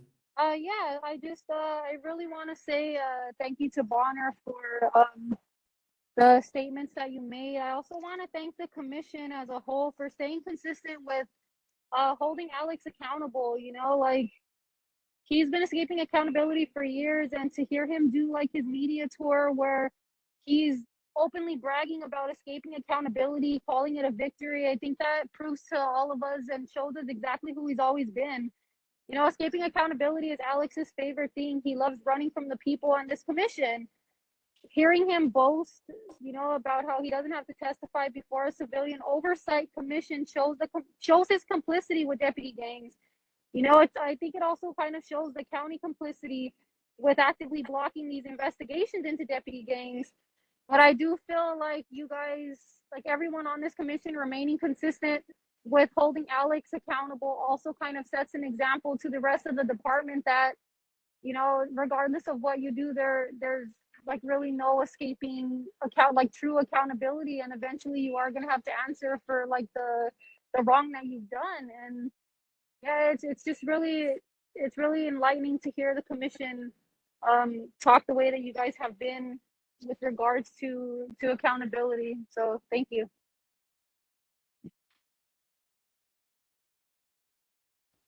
Thank you. And that concludes all the speakers, Chair Kennedy.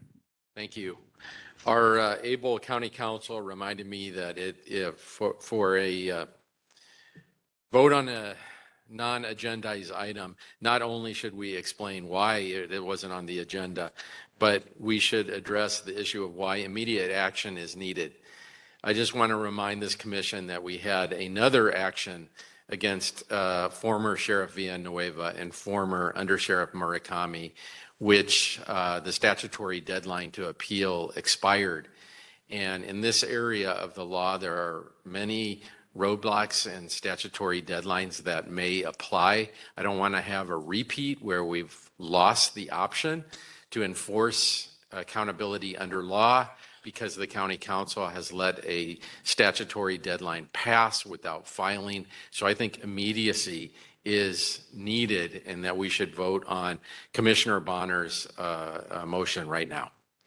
I think first you vote, everyone agrees with the emergency and urgency as two separate votes. Yeah, look, I made the motion. I've heard the advice of county council here, and I agree to bifurcate the motion. So just because that might make it clear. So the first motion is to essentially declare why we didn't put this on the agenda, because it was a very recently decision that's come down from the court, but it is of an emergent nature, an exigent nature, that the commission have the testimony of Alex Villanueva as soon as possible. And we do have a serious concern because our investigation is being conducted by special counsel who are pro bono lawyers who have volunteered their time and services.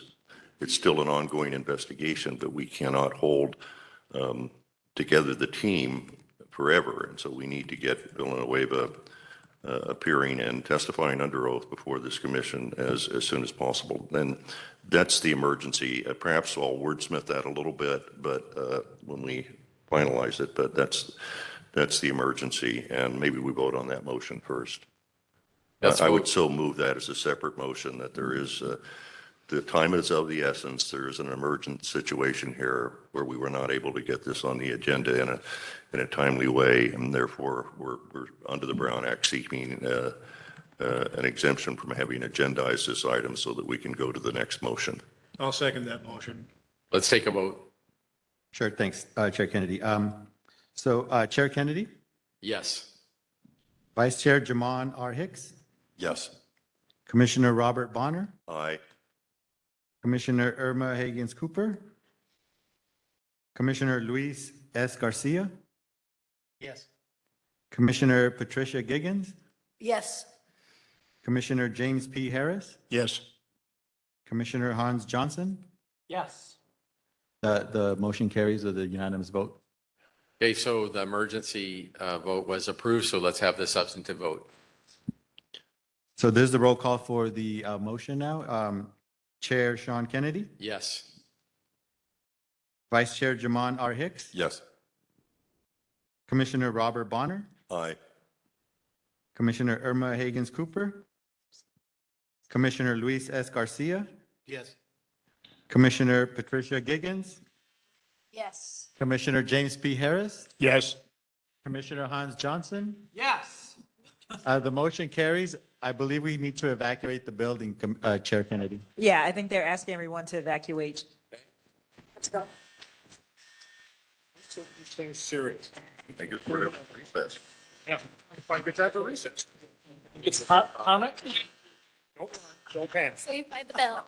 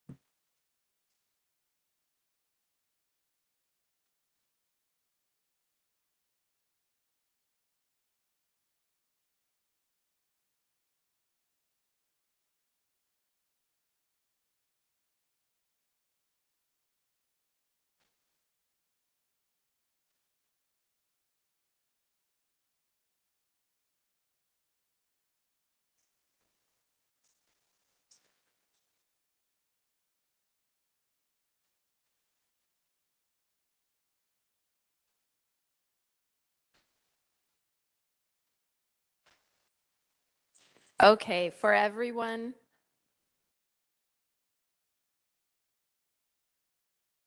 who is online, we apologize for the delay. We just had a quick fire drill in the building, so we'll all be making our way back in into our seats now. So please stand by.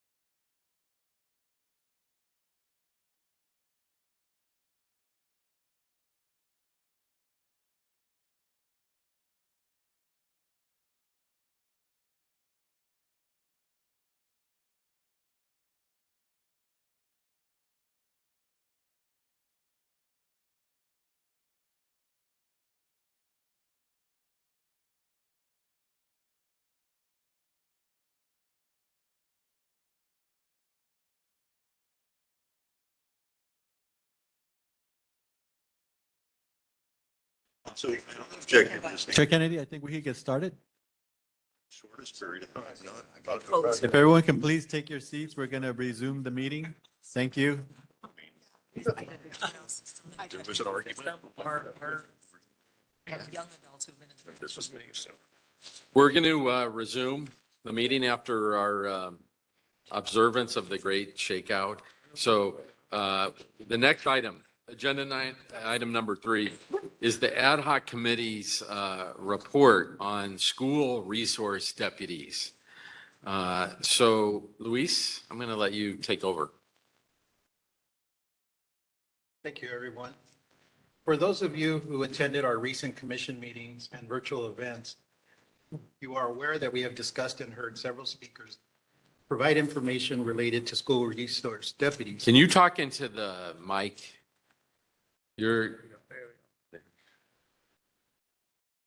Commonly referred to SRDs. There is a report with recommendations attached to the agenda today, and I'd like to give you a quick overview before we turn it over to subject matter expert on the item, OIG Chief Deputy Darrell Williams. The report discusses the background of SRDs along with looking at school safety across California. The Quality of Life Ad Hoc Committee, which consisted of Commissioners Irma Cooper, Hans Johnson, and me, took several actions, including hosting a virtual conference series and joining a variety of roundtable conversations with community members and school districts. We reviewed written comments submitted by community members and collaborated with county partners to gain an understanding of the county's overarching efforts to address the issue. There's a lot of good information, so if you haven't already read it, I suggest that you take a look when you have time. After much research and assessment, the ad hoc committee developed a total of 5 recommendations. We'd like to request that the Board of Supervisors examine and modify LASD's SRD program agreements to include the recommendations in the OIG's report. We recommend that LASD collaborate with the Department of Youth Development and the Department of Public Health, Office of Violence Prevention to establish an SRD policy to promote restorative justice practices to minimize interactions and arrest for minor offenses. Collaborate with the Office of Inspector General in the development of an SRD program portal on LASD's main public website. Coordinate with each assigned school to develop and improve relationships with parents and students. Develop an annual LASD SRD report to post on the website and submit to the commission. The report and recommendations have been submitted to LASD, but we have not received their feedback yet. With that, the Quality of Life Ad Hoc Committee has met its stated purpose. I would like to move that the commission adopt the School Resource Deputy Ad Hoc Committee's report and forward the report and recommendations to the Board of Supervisors, Sheriff's Department, and the Chief Executive Office. I'll second. Okay. Thank you for the overview and the motion. So I guess, Dara, you're going to also give us some information from the OIG perspective. So you got the floor.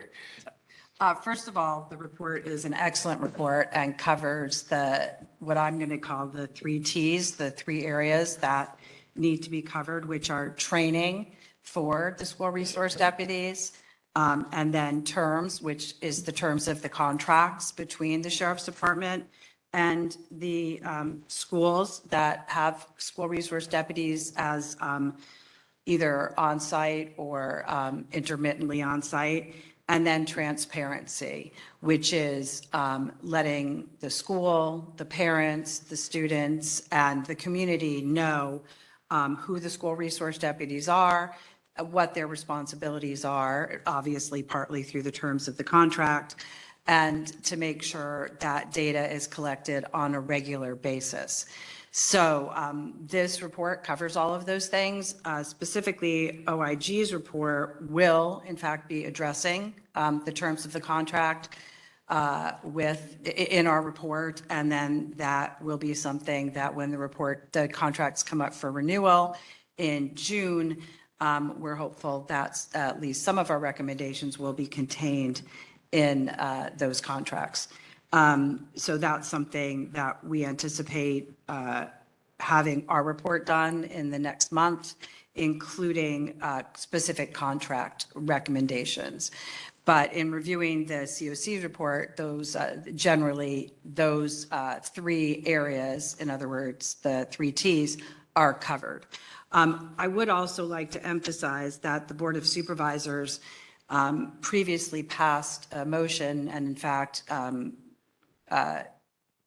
developed the Department of Youth Development in an effort to enhance the interactions with youth throughout the county.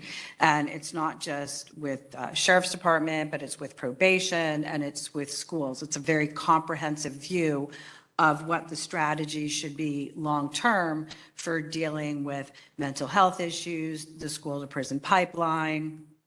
And so I would strongly encourage the Sheriff's Department, along with, in collaboration with us, to work with the Department of Youth Development. We are very fortunate to have Danielle now with that department so that we have a bridge. And we often find that county departments are siloed off and don't necessarily communicate with each other.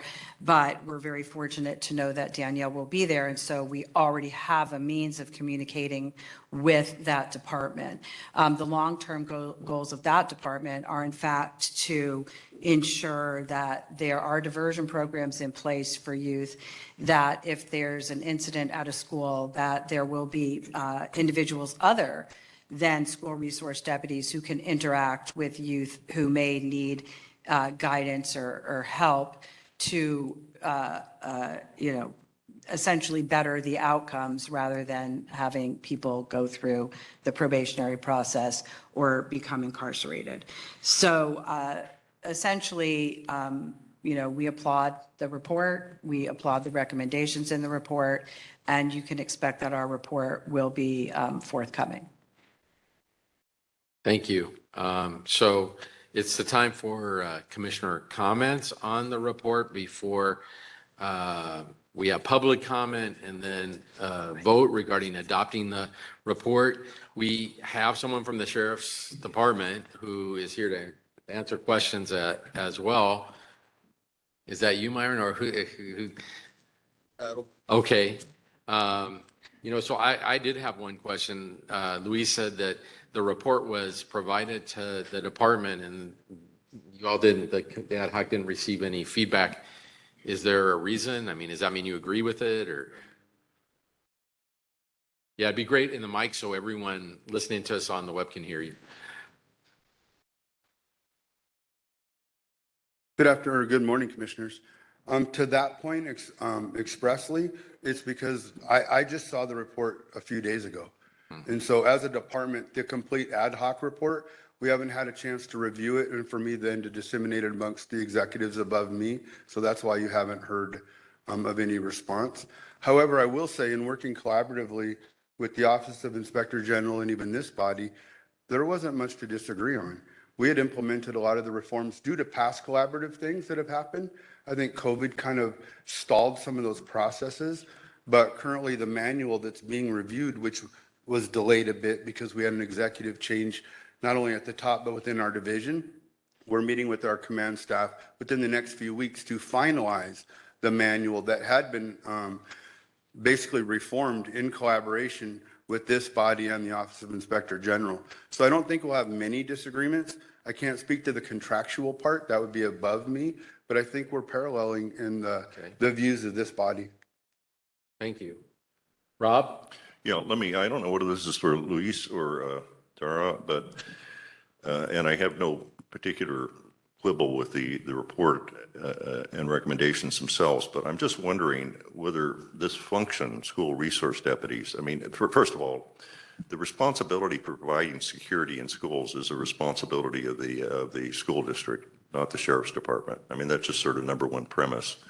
And so I'm just wondering whether this function, school resource deputy, is one that the Sheriff's Department should be providing. I mean, the sheriff has huge responsibilities for public safety, for large areas of the county, both contract cities and unincorporated areas of the county. It has a, it has a huge responsibility running the custody system of the county, the jails, and the transport involved with the court processes.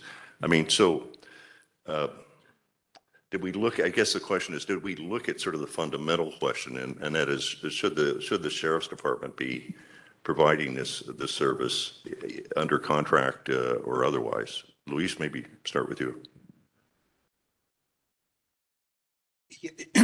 In the report, the history behind it was the program began in 1998, initiated by, I believe it was school districts seeking public safety presence as a result of, shootings on campuses across the country. So I think that's where the origin started. And then from there, it's moved across to other districts across the county and some contract cities. Yeah, but if you just take the Uvalde incident itself, it didn't help that there were security people that were actually at the school. Obviously, when you have an active shooter, you've got a very difficult situation to deal with. And God forbid, we've had too many of them in the country, but they are, when you think about it, relatively few. So, does that justify, a in-school presence of school resource deputies? And I understand there's a history here, and maybe this is a subject for another day within the ad hoc committee, but I'm just not persuaded necessarily that because there's an occasional active shooter that justifies the Sheriff's Department devoting some of its deputies to this function when, let's face it, they're shorthanded on deputies right now. I can tell you in the Antelope Valley, there are not enough deputies. So why are we doing school resources when we should be augmenting deputies in areas where currently there's understaffing in patrol? So I can also respond to that. I think it's a very fair question. There's 47 deputies. It's my understanding for 100 schools. So in fact, it's not exactly true that there is a law enforcement present constantly on these school campuses.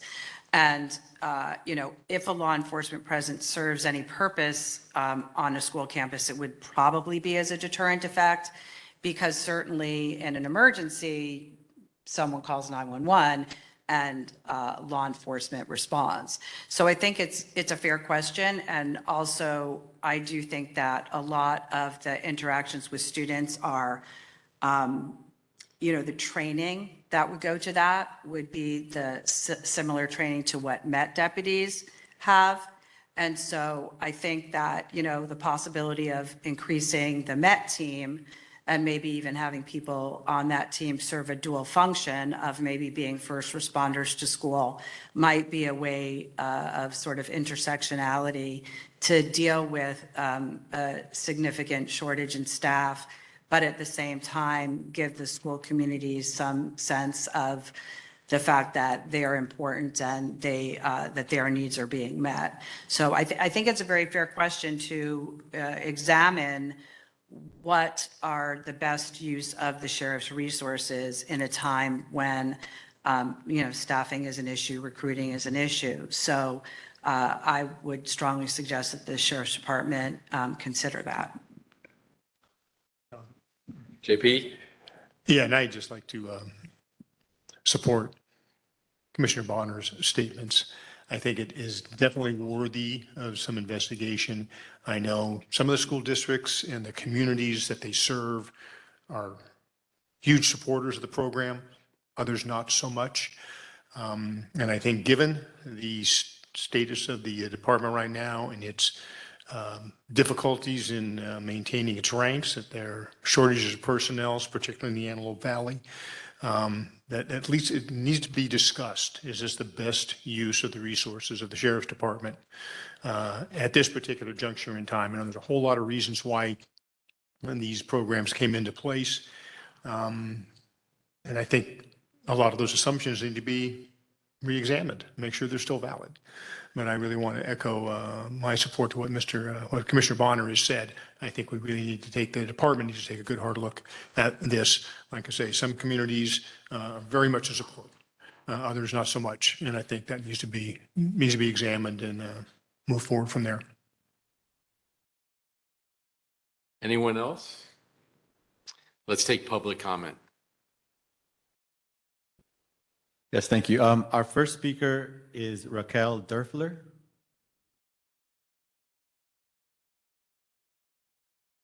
Good morning again.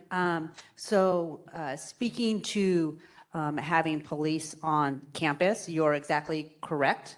A mass shooting has never been stopped. In every mass shooting, including Columbine, there was a school resource deputy on site. And then look what happened in Florida, where the deputy actually, I believe, followed protocol. I mean, people thought he ran, but it's like you wait for backup. So no, they don't stop school shootings. So I'd like to focus on the report and the complaint process that they're talking about. I don't really feel that the complaint process that is currently in place is helpful. We know here on the commission that it's very difficult for adults to come forward and speak about abuse, harm that has happened to them at the hands of law enforcement. So how do we expect students to have the agency to step forward and talk about harm that has been done to them by school police? So if you were a student or a student with disabilities, would you feel comfortable going to your local sheriff's department to complain about being handcuffed and arrested in front of your fellow students for basically being late for school?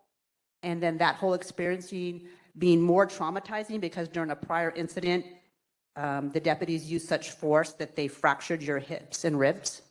So no, you wouldn't. That is from a sworn deposition taken since we are suing our school district for discrimination discipline. So a student can't expect law enforcement to investigate themselves. We know this, right? So we need an independent, separate body where a student or a parent can come and give a complaint and know that it's going to be investigated fairly. And that's what we're looking for, something that's not connected to the sheriff's department. Thank you. Thank you for your comment. Our next speaker is Jaron McGee.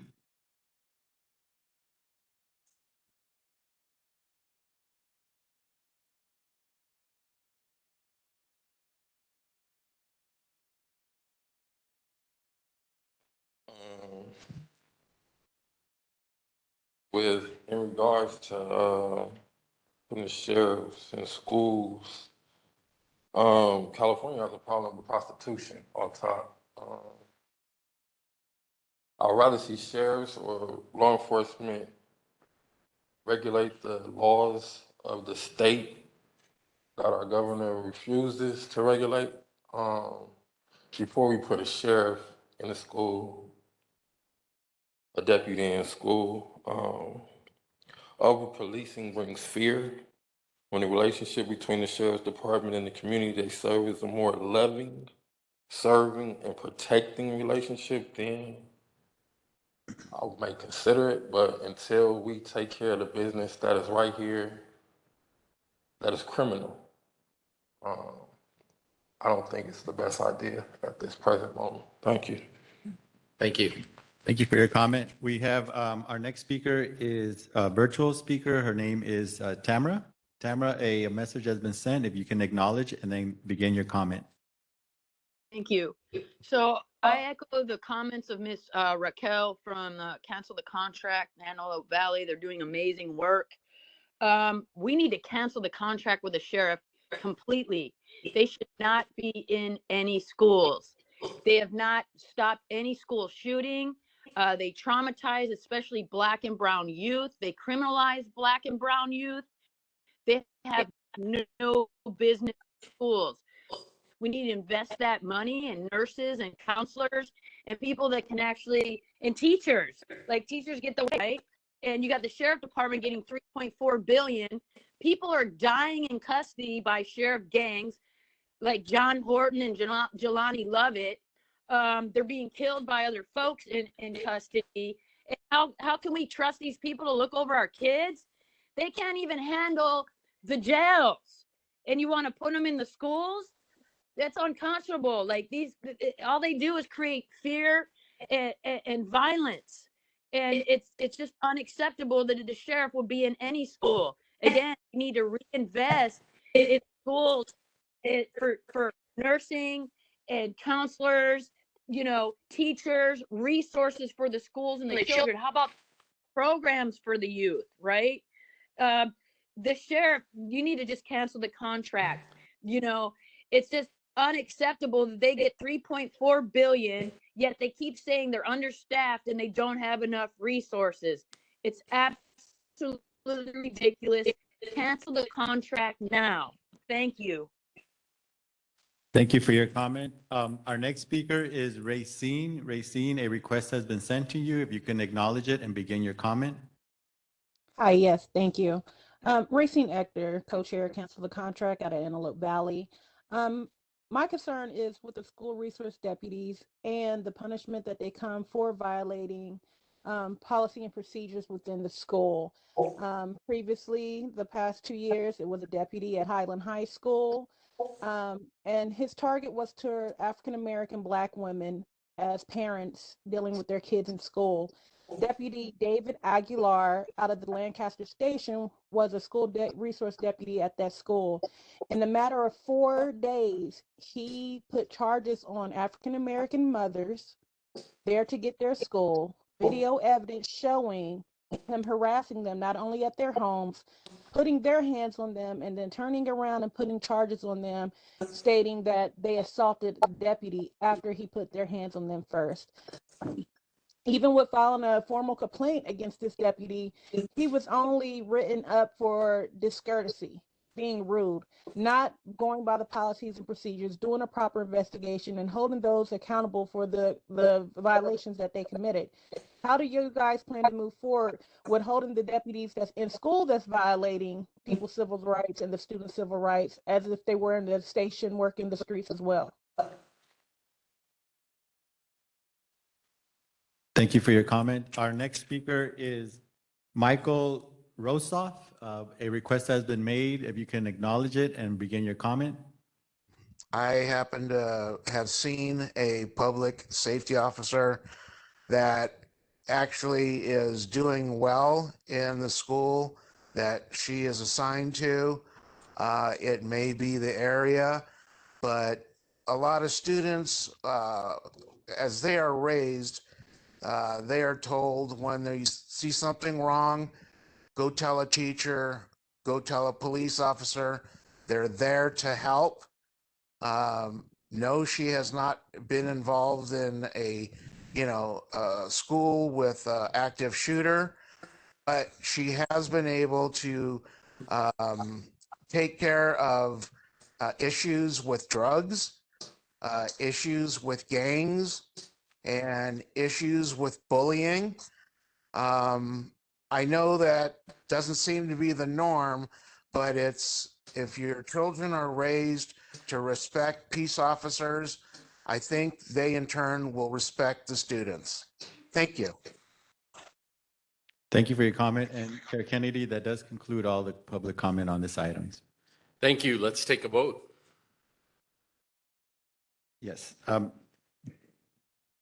Chair Kennedy, Yes. Vice Chair Jamon R. Hicks, Yes. Commissioner Robert Bonner, Aye. Commissioner Irma Higgins Cooper, Commissioner Luis S. Garcia, Yes. Commissioner Patricia Giggins, Yes. Commissioner James P. Harris, Yes. Commissioner Hans Johnson. Yes.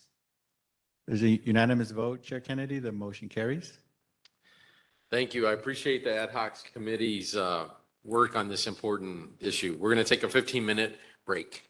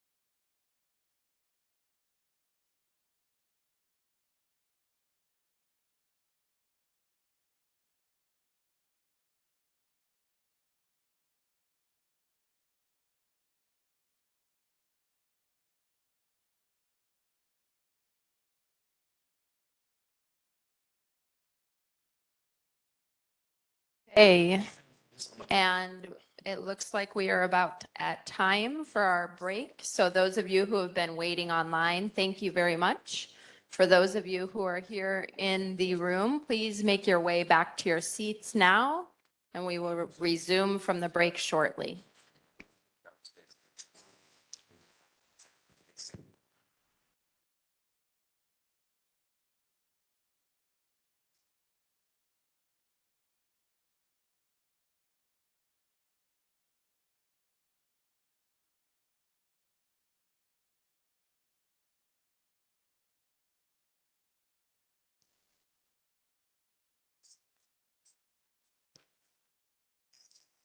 He was Bruce Chase's command.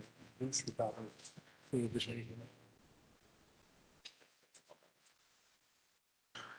We're going to resume our meeting, and we're going to take agenda item number 5 out of order, the memorandum of understanding. We wanted to have a discussion of this issue, and as I mentioned earlier in the meeting, this commission does not have any ability to access so-called confidential records. And unfortunately, those records often go to the heart of the matters we are asked to weigh in on or on the issues to debate. For instance, we've been asking for the internal investigation of the executioners that Under Sheriff Tardy testified to led to a finding that nobody was culpable, which seems so strange when everything we hear about the executioners in the public press. And we're told we need a memorandum of understanding between the LASD and the COC to give the relevant ad hoc committee access to the documents. We can't give the whole commission the documents because when this whole commission receives a confidential document, we have an obligation to turn over anything that is in the possession of the whole commission to the public if the public wants to see it, which is the way it should be. I'm actually proud of that. But the ad hoc committee can look at confidential information, and since it doesn't go to the entire commission, the ad hoc members can and should then use that information to make the best recommendations that the ad hoc can to the entire commission. We have been asking for this MOU for a long, long time, and it doesn't seem to come. And I was wondering if our friends from County Council have anything to report regarding the creation of a permanent memorandum of understanding on all issues regarding the sharing of confidential information between the Sheriff's Department and the COC, specifically the relevant ad hoc committees. Hi, again, good morning. Just to take a step back, my name's Amara Kirby. I joined County Council in January of this year in this role. Before that, I spent 8 years with our local public defender's office doing that work. So I just say that to say that I feel very grateful and fortunate that I got assigned in County Council to work with the COC and the other oversight commissions that I work with, that you guys work with, SBC, Probation Oversight Committee. So, these issues are really important to me, and I care deeply about them and about your work. So I just wanted to kind of introduce myself and say that piece. Chair Kennedy, as you know, we shared with you and simultaneously LASD, specifically that Office of Constitutional Policing, the draft confidentiality agreement that we came up with in terms of, like you said, having the communication or records being given to you directly from LASD to the COC in a way that fits within y'all's ordinance, right? And laws concerning confidential materials, since, as you said, you guys are a public-facing Brown Act body. Looking at that ordinance, we do know that there is another mechanism for the COC to receive confidential information through the OIG, and the OIG's ordinance is different and distinct from y'all's in terms of them not being a public-facing body and having other obligations in terms of that. But we did draft this confidentiality agreement considering the bounds of the COC's ordinance and trying to work with you all in terms of getting, a little more independence as you'd like and not having to maybe rely on another county agency. So that's kind of what we came up with. And certainly we're open to feedback from you all, and the sheriff still has to weigh in because both parties have to agree to it on ways to better effectuate what you guys are looking for. If that's helpful. Well, no, I appreciate the introduction. Just on the point, if I could, on the point of the OIG, the OIG's position is that, of course, they can gain confidential information both under ordinance and by virtue of a memorandum of agreement they have with the sheriff's department and or both. But their position is, and I think it's a correct one, that they can't share that with the commission or individual commissioners. So that's a non-starter. That's been known now for about 5 years that situation existed. Could I just go on for a moment? Yes. I'm going to just give some background. So what we requested of county council, I realize you're new, but what we requested of county council was that county council draft an overarching memorandum of understanding or memorandum of agreement between the Oversight Commission and the Sheriff's Department that would permit, under appropriate controls, confidentiality, the Sheriff's Department to share confidential information with commissioners assigned to relevant ad hoc committees of the commission. County council actually went to outside counsel, a firm called Pillsbury, to determine whether this could be legally and appropriately done. And Pillsbury, by the way, I hope I can disclose this. In any event, outside counsel opined that, yes, there can be a memorandum of understanding between the Oversight Commission and the Sheriff's Department that permits commissioners who agree to maintain confidentiality that are assigned to ad hoc committees to receive confidential information. So we're looking for an overarching agreement to do that. We're still waiting for it. By the way, a few days ago, we got a non-disclosure agreement from county council, but there's no overarching memorandum of agreement between the Sheriff's Department and the commission with respect to sharing confidential information. So, and we need that. Needless to say, I mean, the Chair Kennedy, demonstrated the need pretty eloquently by just indicating that here we are. We've actually investigated through special counsel, deputy gangs, but we're unable to get a confidential and internal investigation of the Sheriff's Department with respect to the executioners, whether they exist, what they've been doing, and so forth, for review. So obviously you can't fully perform oversight functions with respect to deputy gangs in the Sheriff's Department unless you have at least the appropriate ad hoc committee. The ad hoc committee on deputy gangs has that access to that information. By the way, just let's not limit it there. The ad hoc committee on discipline actually has to see what levels, whether discipline is taking place, what levels of discipline are taking place on a confidential basis, but so that we can adequately recommend changes in policy if that's appropriate. The same would be true of use of force. The ad hoc committee on use of force needs to be able to actually review the actual exercise of uses of force in certain circumstances, not to make them public, but confidentially so that we can intelligently do our oversight function. So suffice it to say, that's what we need. My suggestion would be at this stage, I don't have a lot of confidence that county council is going to be able to provide this to us. So at least if with the chair's permission, I'll draft up a memorandum of understanding or a memorandum of agreement.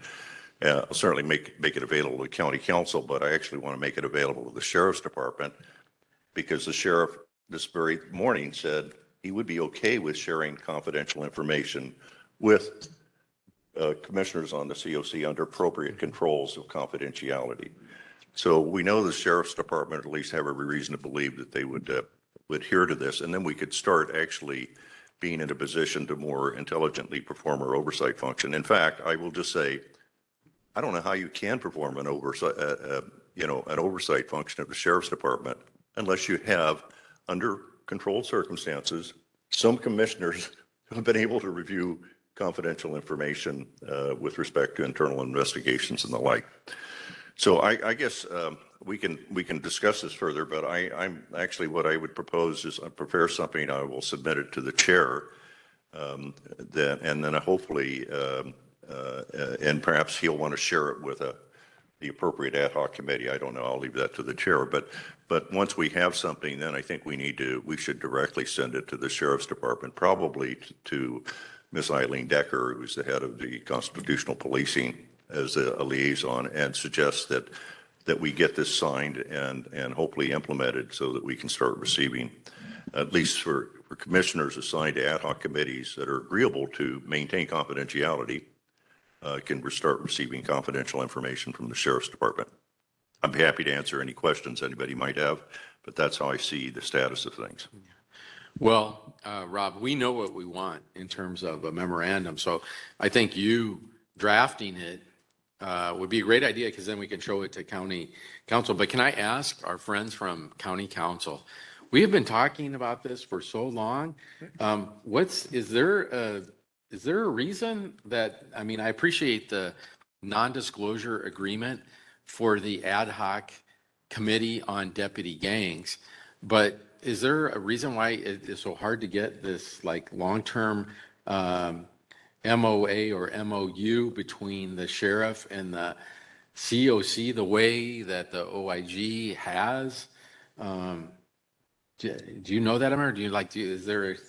I do just want to correct the record. We do not have an MOA with the Sheriff's Department. We did under Sheriff McDonnell. OIG now is strictly operating under ordinance. And as everybody will recall, there was a writ that was filed, a petition for writ of mandate, I believe it was, that was filed, and that was dismissed with the understanding that we would be operating under our ordinance and that the sheriff would abide by our ordinance. So technically, we do not have an MOA. But So we, the previous but one. we did. Okay, let me put it to the Inspector General, though. I mean, so would you, we've made the request, confidential information you've received, such as the internal investigative report on the executioners, would you share that with the commissioners who are on the ad hoc committee? Or, I mean, are you permitted to do so? We've made that request and we haven't gotten it, but are you prepared to do so? Because county council thinks that you would actually share confidential information with individual commissioners on ad hoc committees. If county council gives us the opinion that we can share it, that would be up to the Inspector General to make that determination. But it's interesting to note that opinion. I've always understood it that we can share information with the executive director, because the executive director is an employee of the County of Los Angeles, and so therefore that person would be able to receive the information. But we obviously don't always, give out confidential information. And let me put it this way, we're reluctant to step into the role of the sheriff to provide confidential information that the sheriff can provide and is in a better position to provide, right? So what we don't want to do is we don't want to violate any laws by turning anything over. And we've always suggested that the best practice is that if the sheriff is the one who's essentially the custodian of the information, that the sheriff is the one who should turn that information over. But I mean, there you can, like, the county council is always, and this is not the first time that I've heard this, that we're supposed to go through the Office of Inspector General. And when I ask Max, and we have a great working relationship, but he always tells me no, because it's confidential and we're a Brown Act and he can't share it. I sense a catch-22 here. Well, the issue is, there's two different issues. The issue is, one, is an ad hoc committee entitled to, is it permissible for an ad hoc committee to get the information? That's question number one. Number two is, where is the better place for the ad hoc committee to get it? And the safest place for the ad hoc committee to get it is from the Sheriff's Department, because they are the keeper of those files. By going through OIG, what you do is put us at risk of violating rules of confidentiality, which if anything gets out, really could end up being the subject matter of a court case. I am fully behind the fact that the Office of Inspector General can do an investigation into deputy gangs. I don't agree with the lower court's ruling that we cannot, at this juncture, without negotiations, do an investigation of deputy gangs. So if the Office of Inspector General is the entity that releases it, then I think that, you know, there's a likelihood that there could be some pushback from that, and we may not like the pushback from that. So whether something is legally permissible and whether it's a smart decision are two different things. You know, it sounds to me that and given, and Mr. Huntsman isn't here, but I know what his position is. And the commission itself needs an agreement with the sheriff's department where confidential information can be shared with commissioners and an ad hoc committee that agree to maintain confidentiality of that information. And that was what we were looking for. We still don't have that. And I know we've made that request some time ago, but we still don't have it. So look, it is what it is. Let me draft something up. Apparently, I think I'll be faster than county council on this. I truly do. But if they want to beat me to the punch, go ahead. But I'm going to draft something and I'll circulate it within the next few days starting with the chair, and then we can move on from there. Well, I appreciate that, but I'm wondering if our friends from county council can illuminate why it takes so long, because the idea that we can get it from the OIG, I think, has been disproven during this conversation. The OIG is not going to give us that information for whatever reason, and I would say safer for whom, because I'm worried about the public that is facing unconstitutional policing from the deputy gangs. But what I'd like is the most effective way to get the information we need to do oversight. So I would go to the OIG if it would work, but the OIG will not give it to us, and I respect that. I don't want to put the Inspector General in the quandary of illegally giving this commission information illegally. So that's not a realistic option. And county council, what's up if, in light of that, why can't we have this memorandum that we need to achieve our mission of meaningful oversight of the LA Sheriff's Department? No, like I said, the current draft is a live document that we were seeking feedback on from both sides. And obviously that's attorney-client privilege document kind of in the works. In terms of any other broader MOU, you know, I don't see anything violating the Brown Act from you guys putting it on the agenda and making motions to suggest things broader. But what we've worked on is just a document based on as the ordinance stands now. No, I don't understand, because the document that we've seen strictly deals with one ad hoc committee to view some information regarding deputy gangs that came up in the ongoing investigation of the commission. I mean, we didn't wait to do an investigation of deputy gangs. So we asked for a memorandum of understanding, and we got an NDA as to one topic.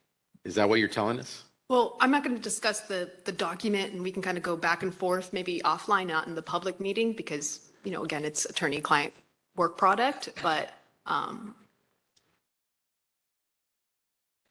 Well, the client can waive that, but I guess we're not the client. fair enough. If we can have an executive session at our next meeting, we'll agendize it and actually have an attorney-client privilege discussion pursuant to the attorney-client exemption to the Brown Act. And I would suggest that, Mr. Chair, because I don't think we're going to be able to make more progress on this with county council today. Can you explain, like, it's on the agenda now, so when you're like, we need to agenda, it's on the agenda.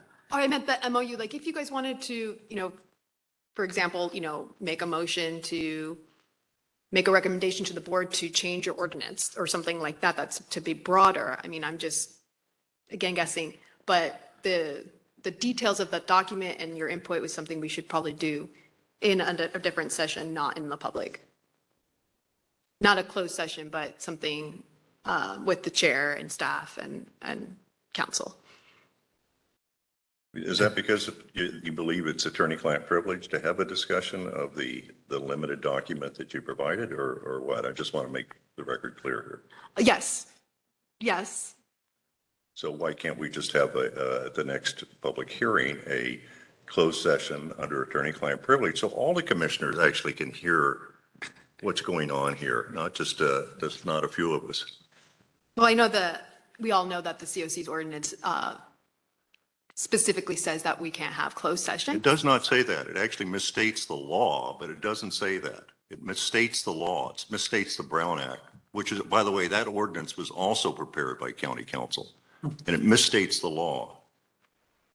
Because you can, this commission is a Brown Act entity, and you can, and the exemptions of the Brown Act, which include discussing litigation pursuant to the attorney-client privilege, are appropriate.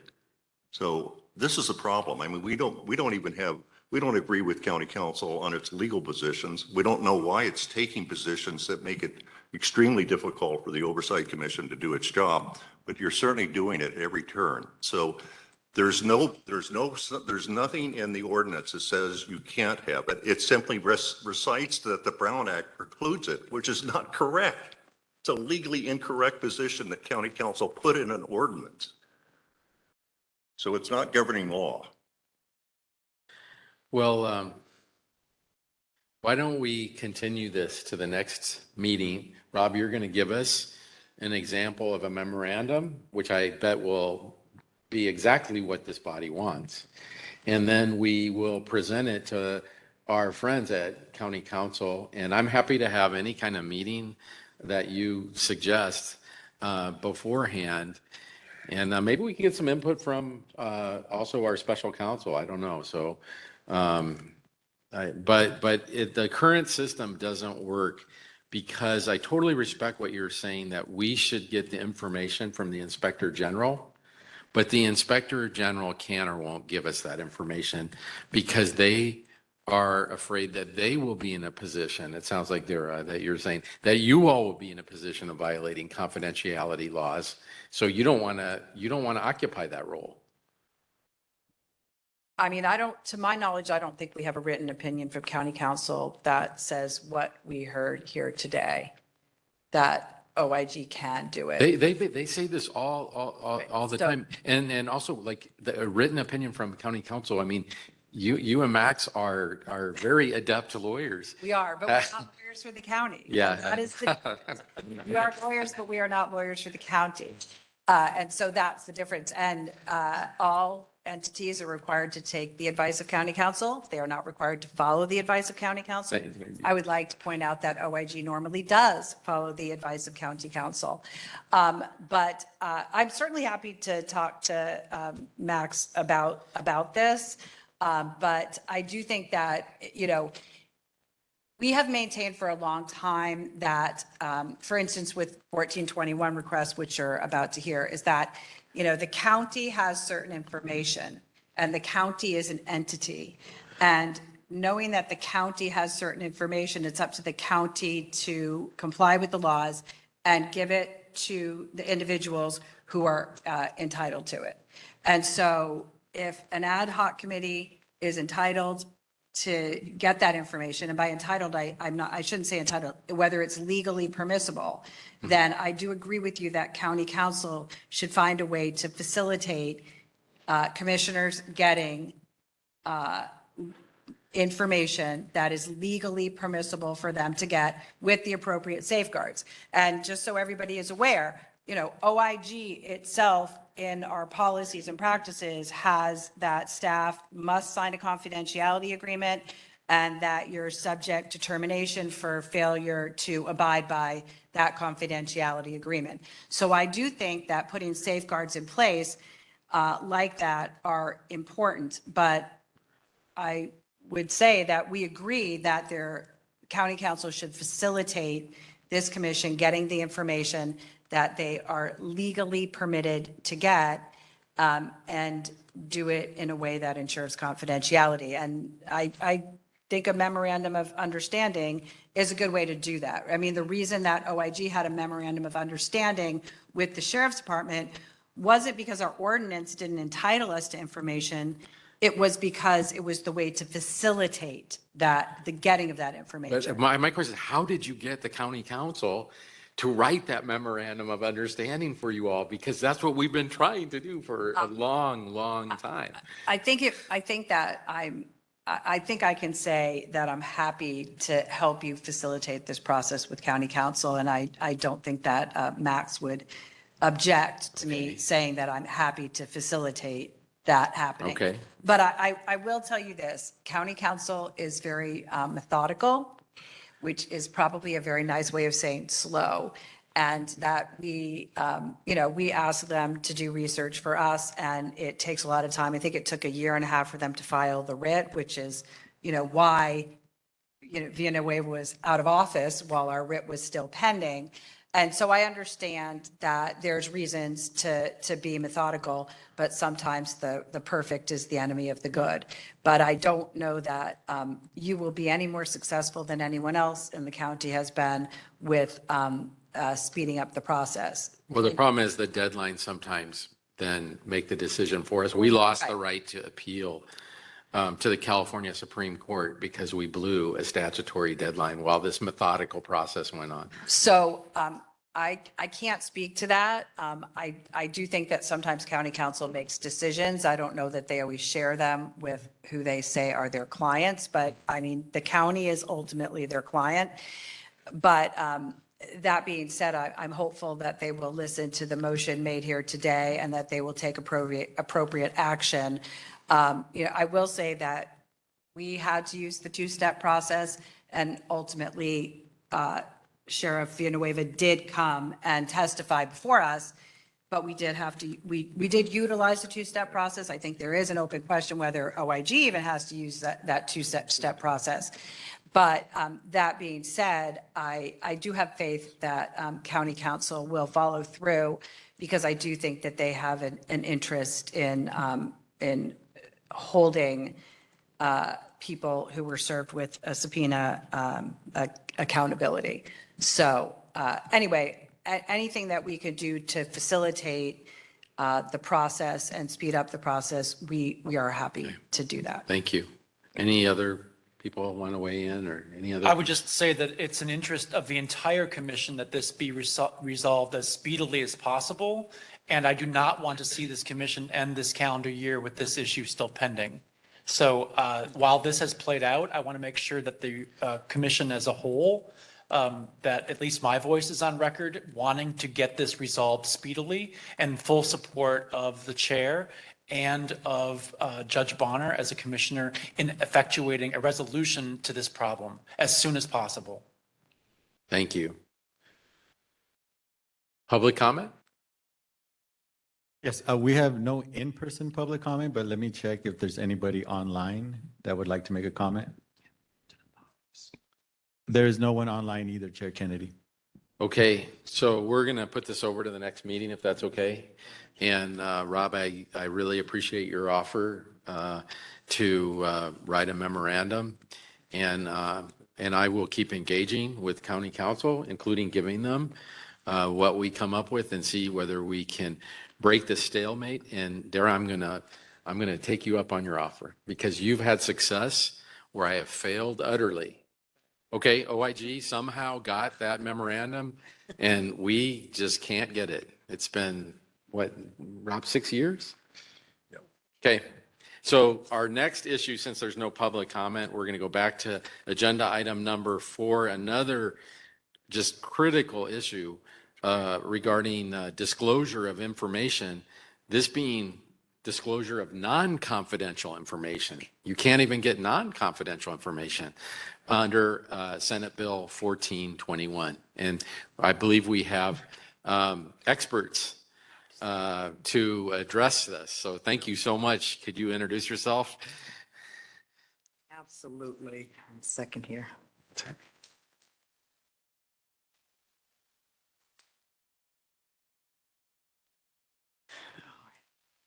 And afternoon. Good afternoon, commissioners. First and foremost, thank you so very much for having me here to discuss this very important issue, as President Kennedy has indicated, which is SB 1421. And my name is Tamara Burrell, and I am the Division Chief of the Peace Officer Records Division, or affectionately known as PORT. And I've been in this position since January of 2023, January of this year. So I did hear, of course, that just prior to this agenda item, you discussed the MOU and other issues of document disclosure. To the extent that there are further issues that need to be addressed regarding that matter or other issues of document disclosure outside of SB 1421, I will absolutely defer to the appropriate persons, but just wanted you to know that I am here to present specifically on SB 1421. So thank you. We can have the next slide.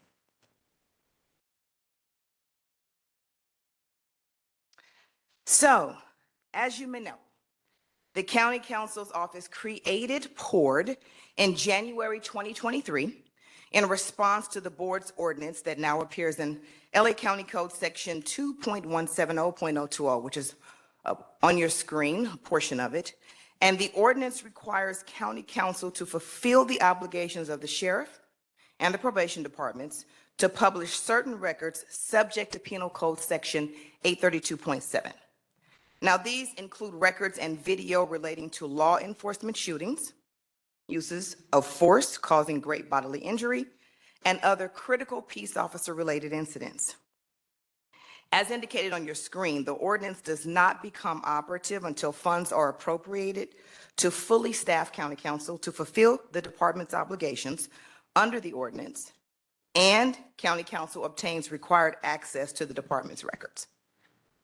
Now, we are absolutely excited to carry out the board's directive, including its commitment to transparency and improved public access to these very critical records. My team and I, we've been working hard to create and build out PORD to fulfill this commitment.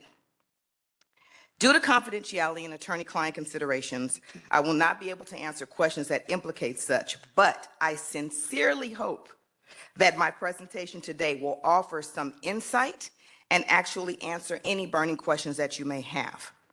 I do also hope to be able to return and further update you once PORD has officially launched and show you the PORD records sharing website that we have created. Next slide, please. Before we continue, I'd like to briefly touch on what is an SB 1421 request, and I'm sure you often heard the term. It means request for peace officer records made pursuant to SB 1421. Now, although we refer to requests for peace officer personnel records as SB 1421 request, in reality, these are California Public Records Act, or CPRA, requests for records that are subject to disclosure under Penal Code Section 832.7 and Government Code Section 7923.625. Lots of numbers here. SB 1421, which we're very familiar with, also two other bills, SB 16 and AB, Assembly Bill 748. Those are the bill numbers that amended these laws. Next slide, please.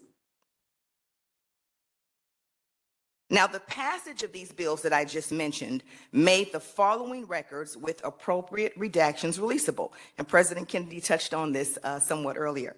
So the records that would be releasable are peace officer shootings at a person, use of force that resulted in death or great bodily injury, sustained findings of dishonesty, a sexual assault on a member of the public, unreasonable or excessive force, failing to intervene against another officer using unreasonable or excessive force, discriminatory conduct, an unlawful arrest, or an unlawful search. Next slide.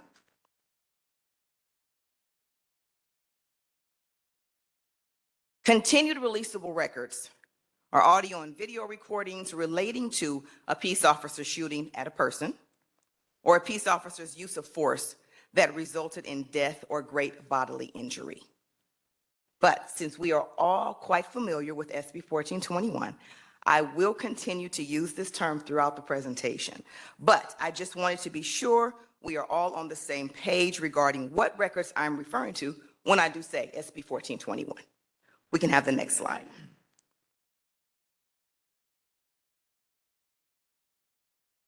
Well, let me first start by providing an overall description of what PORD will do.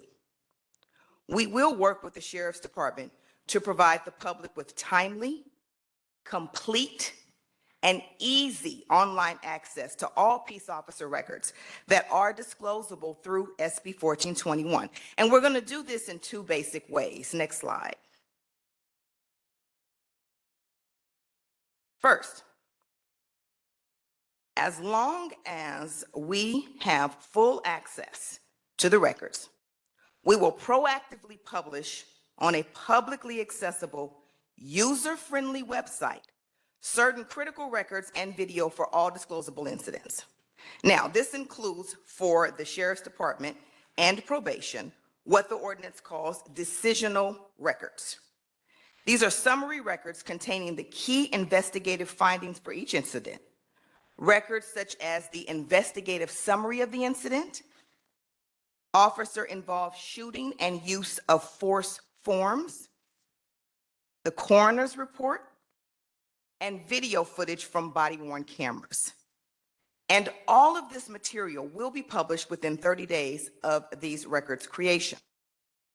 PORD is going to publish this information proactively, meaning without anyone having to ask for it. And we will do this on our own, on a rolling basis going forward. There would be no need for a public request.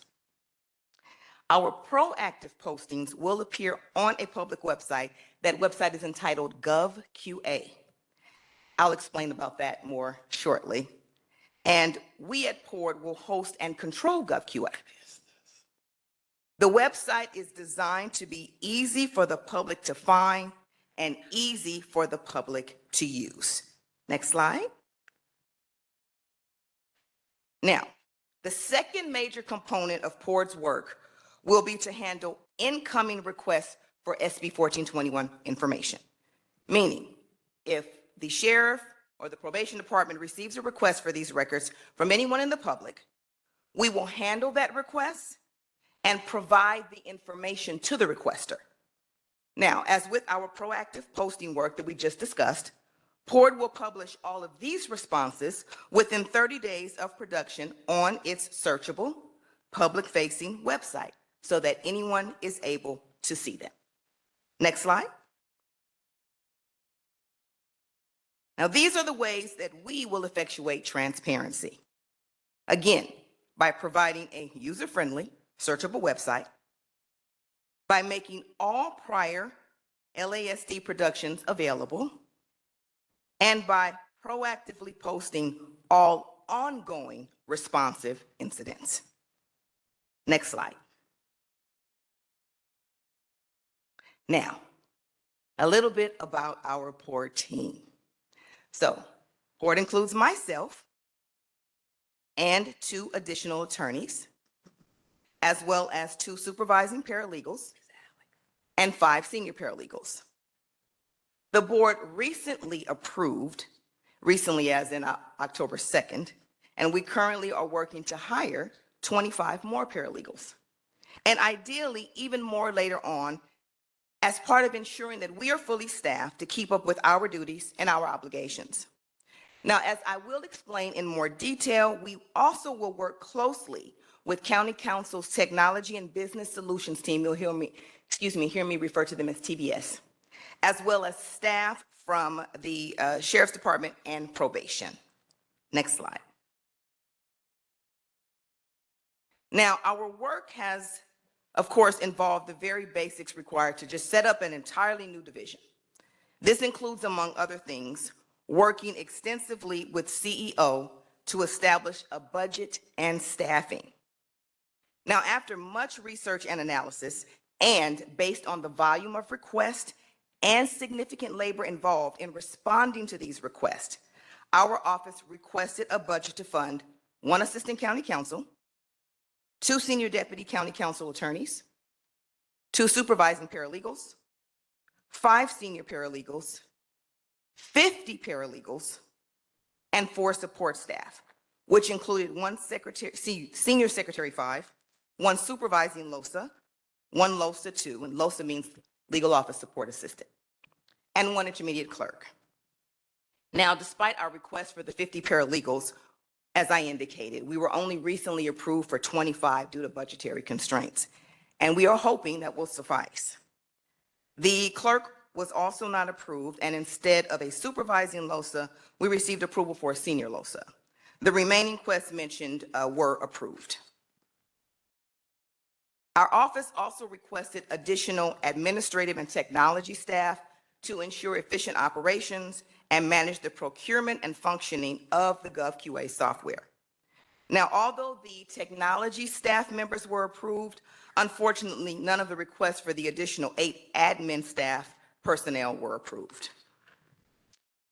To meet these production demands, there's no way we can do it without the departments. We have to work hand in hand with the Sheriff's Department, as we will need their assistance to access confidential and/or sensitive matters, such as those involving the Internal Affairs Bureau, and to liaison with various divisions within the department, amongst many other things.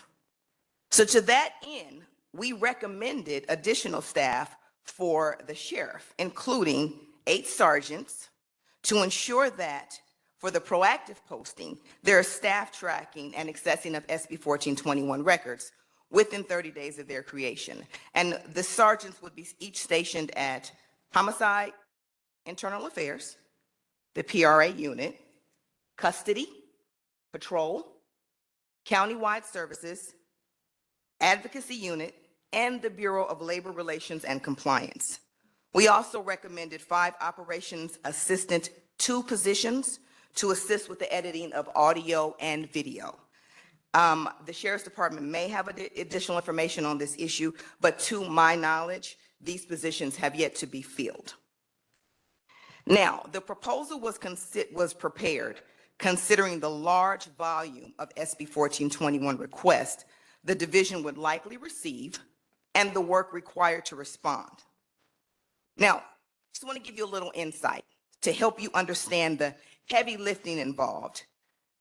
Sheriff's Department currently receives approximately 135 CPRA requests seeking SB 1421 records per month. This number does change, but it's a hefty number. Now, files for a single incident frequently consist of over 1,500 pages, and they often contain hundreds of photographs and video and audio files. The average deputy-involved shooting file includes approximately 600 to 1,500 pages, and review of a single incident file can take as long as 240 hours.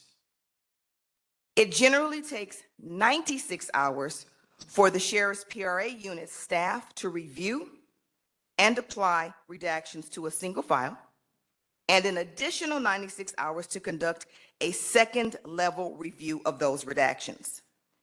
Generally takes 40 minutes of labor to review and redact 10 minutes of audio and video footage. So redacting audio and video footage, it includes 2 separate processes. You have to edit a video to blur out the confidential information, and then redact the accompanying audio to delete confidential references. Now we have to step back, because prior to review and redaction of these records, personnel must search for the potentially responsive records, which is a time-consuming task in and of itself. There are various systems to search, and documents stored in the primary storage system generally are not fully indexed or easily searchable. Oftentimes, keywords must be used, and search results must then be manually reviewed. A hefty amount of work, along with the sizable number of monthly requests, has, unfortunately, but undoubtedly calls for a current sheriff's backlog of hundreds of requests. Now, let me give you a quick example of an actual redaction that the Sheriff's Department received and had to respond. The Sheriff's Department produced 2 SB 1421 case files consisting of roughly 3,000 pages, hundreds of photographs, and hours of audio recordings. The entire PRA unit staff and all on-loan personnel, which were 6 people at the time, had to divert all manpower to review and redact the one production. So the task took 8 weeks at the expense of other pending PRA and SB 1421 requests. Next slide. As to the funding, we also requested funding for additional ongoing costs associated with the CPRA software, which is GovQA, and the video and editing software, and that is called CaseGuard, both of which we have acquired, and other essentials needed to run the day-to-day operations of the division. Next slide. Now, in setting up the division, our work includes transitioning county council attorneys, paralegals, and secretaries into PORT and training them on the requirements of the board's ordinance, SB 1421, and other legal and procedural requirements. Right now, we are working to interview and hire the 25 new paralegals I mentioned earlier, and they will help carry out PORT's mandate. And of course, you have to train the new hires accordingly. We are working as fast and as efficient as possible. The current support staff and paralegals were all promoted and transferred in less than 9 months. And that's despite the average 9 to 15-month normal county timeframe. We also transitioned our 2 senior deputy attorneys at the moment the division became operable this January. Our quest to hire the recently approved 25 paralegals will likely cause for a new DHR exam, as we are currently at the bottom of the current DHR list for paralegals. Now, unfortunately, we don't have any control as to the time it will take DHR to promulgate a new list that's needed, since this is under their purview. We are working closely with the Sheriff's Department and probation to establish workflows and processes that will allow us to quickly and efficiently access the responsive records. We're analyzing, addressing the legal and operational issues relating to SB 1421 and the statutes, and the county's associated regulatory and confidentiality obligations. And we have set up a secure key card access workspace within County Counsel's office, and that's where the PORT team can review potentially responsive sheriff and probation information for production. And as stated, we have procured the necessary CPRA and video editing software. Next slide. Now, the most important component of PORT's transparency mission, of course, is to ensure that the public has effective access to the records we produce. Now, to that end, we worked with the CEO and others to obtain the state-of-the-art software system that I mentioned earlier called GovQA, along with other software systems in record time. The GovQA software is essentially an electronic web-based platform that allows PORT to collect, process, and publish responsive sheriff and probation records. Now, once it's implemented, GovQA hosts a website that will allow the public to, among other things, first, electronically submit the request for records, and then electronically receive the records responsive to their request. They can search for and review the requests that others have made and the responses to those other requests. And they will be able to browse through what we call trending topics and already produced records relating to the Sheriff's Department and probation incidents. Is it much longer? Because I want to have time for questions. Your wonderful presentation, I think, has inspired all kinds of questions. Let's see. Shouldn't be too much longer, okay? You can like stop 5 me. minutes? Like, let's get it in 5 minutes, okay? I want to know, because you thought 9 months was quick. Okay, good point. Yes, Well, go ahead. Okay, very good. Well, we've been working extensively with our teams to implement this system and basically to ensure that GovQA interfaces properly with County Council, Sheriff's Department, and other county systems. Next slide. So, quickly, this work has included setting up the GovQA public portal website. We've built a customized landing page, GovQA configurations, including public account creation, workflows, email notifications, templates, FAQs for the site, creating admin components, including a redaction list, exemption list, user rights, user roles, system notification, and again, continuing to work with the teams to create an appropriate workflow. Next slide. The work has also included working again with these teams to create sample data to test the integration of these systems, setting up our own SharePoint system. It's like a middleware data warehouse for data and records that are imported from the sheriff, and acquiring, again, the video editing software. Next slide. As you can imagine, the work involved extensive communications and coordination with GovQA and others.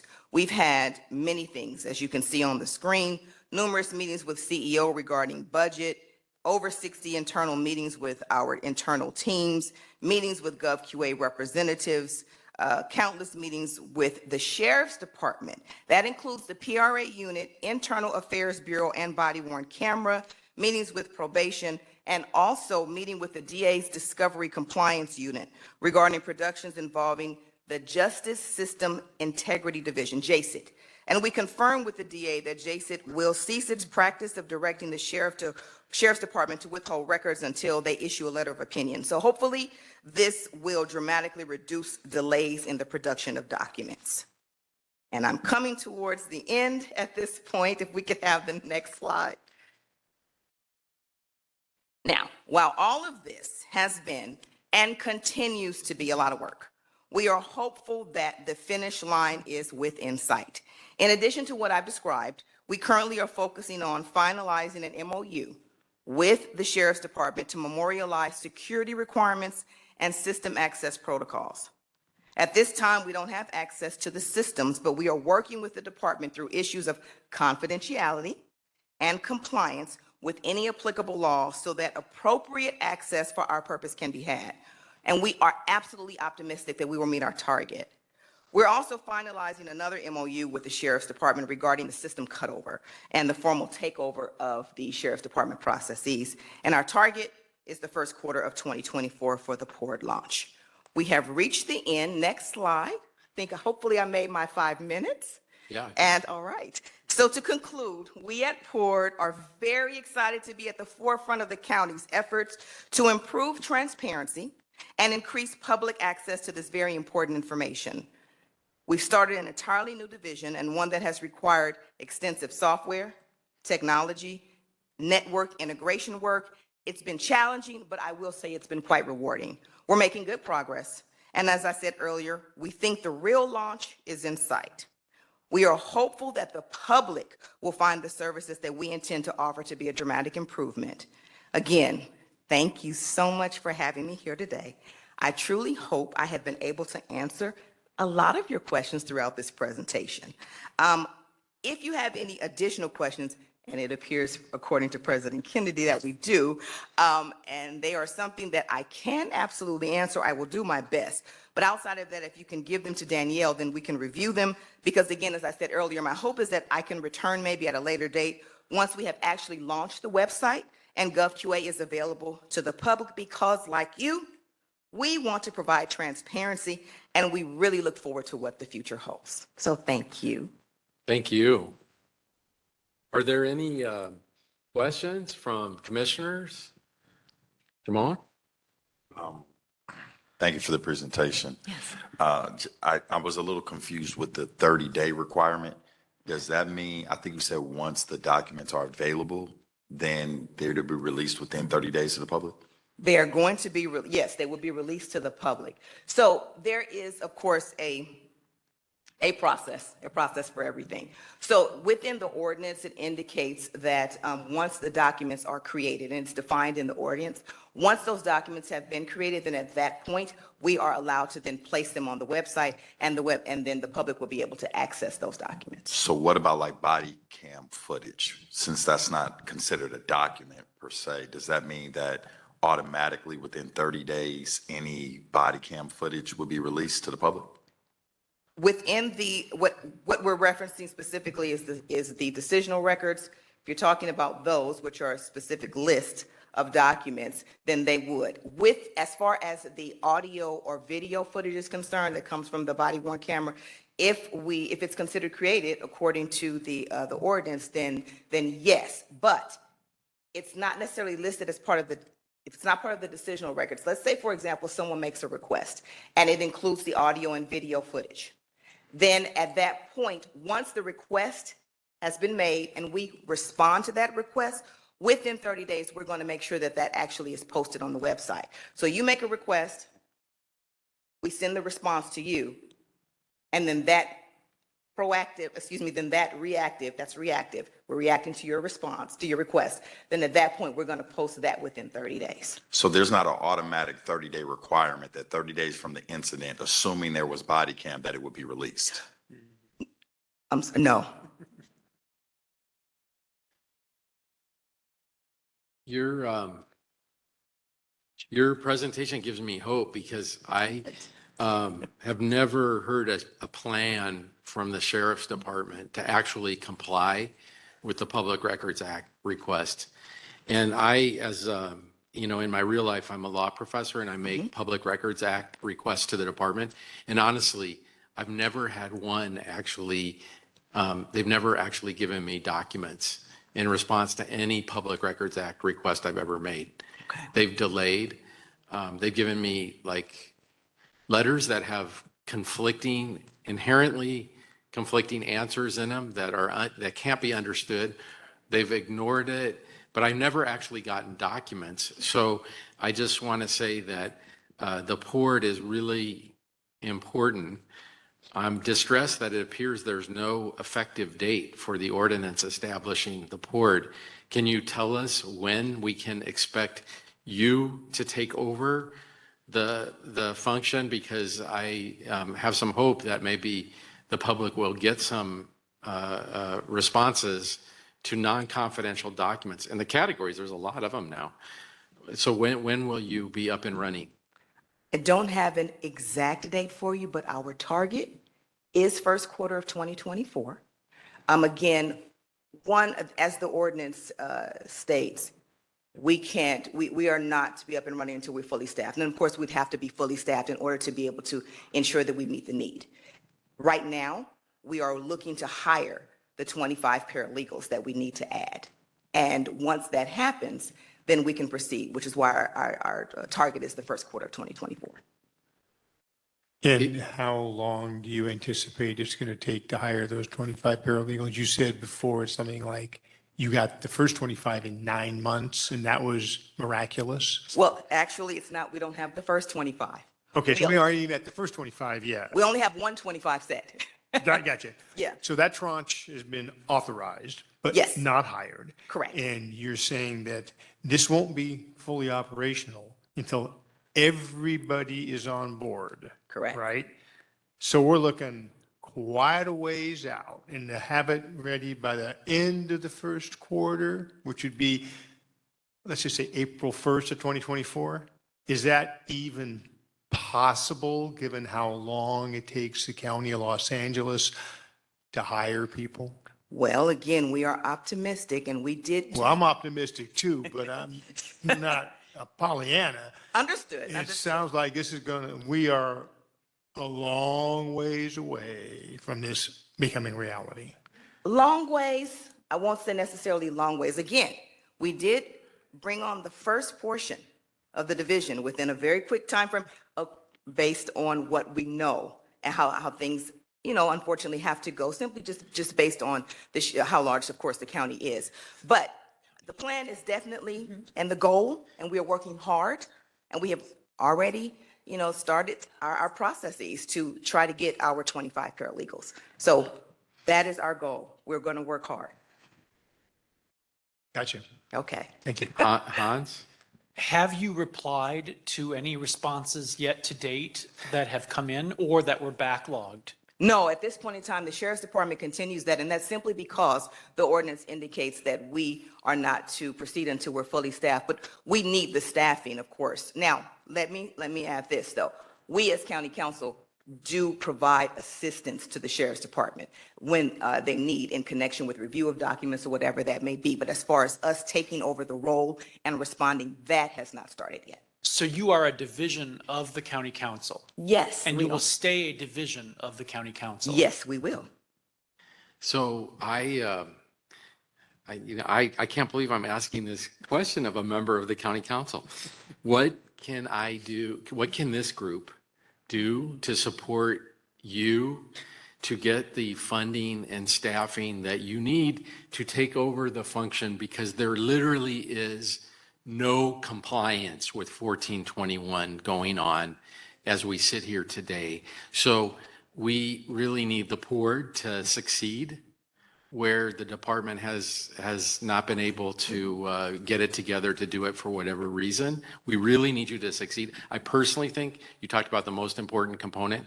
I think the most important component is good faith, which does not exist right now. Well, I will say, I mean, considering that we have received some budgetary approvals at this point, we are moving forward with those. Could we help? I just want you to have the staffing so that you open when you say you're going to open. Well, I will say this, I can take it back to the office, and if there is some assistance that can be provided, then I will relay that. Thank you, because I literally will go and knock on supervisors' doors to make sure that you open when you are supposed to open. Because we really need someone to turn over this information. I can't get anything on the shooting of Andres Guardado. That shooting is years old. Years. It's like one of the most famous, infamous shootings that we've experienced. I can't get anything. Well, again, I mean, we have definitely been working with the sheriff's department, and they have been working really well with us in connection with, so I do want you to know that in trying to get things up and running. I mean, at this point in time, as I gave in one of the long segments, the details regarding how, the number, just the sheer number of requests. So with that, we're hoping, with what staff we will have, that we will be able to aid in ensuring that maybe things move a little faster. Anyone else? I really appreciate the report. I hope you will come back in January of 2024. I guess that's the beginning of the quarter. Or? January 24 is the beginning. March is more the end. Yeah. Okay. So how about February 2024? Midpoint. Okay, well, we can definitely work, and we are absolutely happy to return. Just don't make it April Fool's Day. Okay, I promise not to do that. I know I was pushing you, but I really appreciate your report because there's a specific plan. I'm sad that the drafters of the ordinance left their options open to open whenever. I mean, that sounds like it was by design. That's unfortunate. But we're going to invite you back because I want to see you open. Okay. Well, thank you so very much. I really, really do appreciate you taking the time to listen to me today. No, you're a long-awaited guest for those of us who are unsuccessfully trying to access 1421 information, which is just about everyone in this room. So we're going to take public comment now. Okay. Thank you. Thank you. I appreciate it. Yes, thank you, Chair Kennedy. We have one person here to make a comment, Vanessa Perez.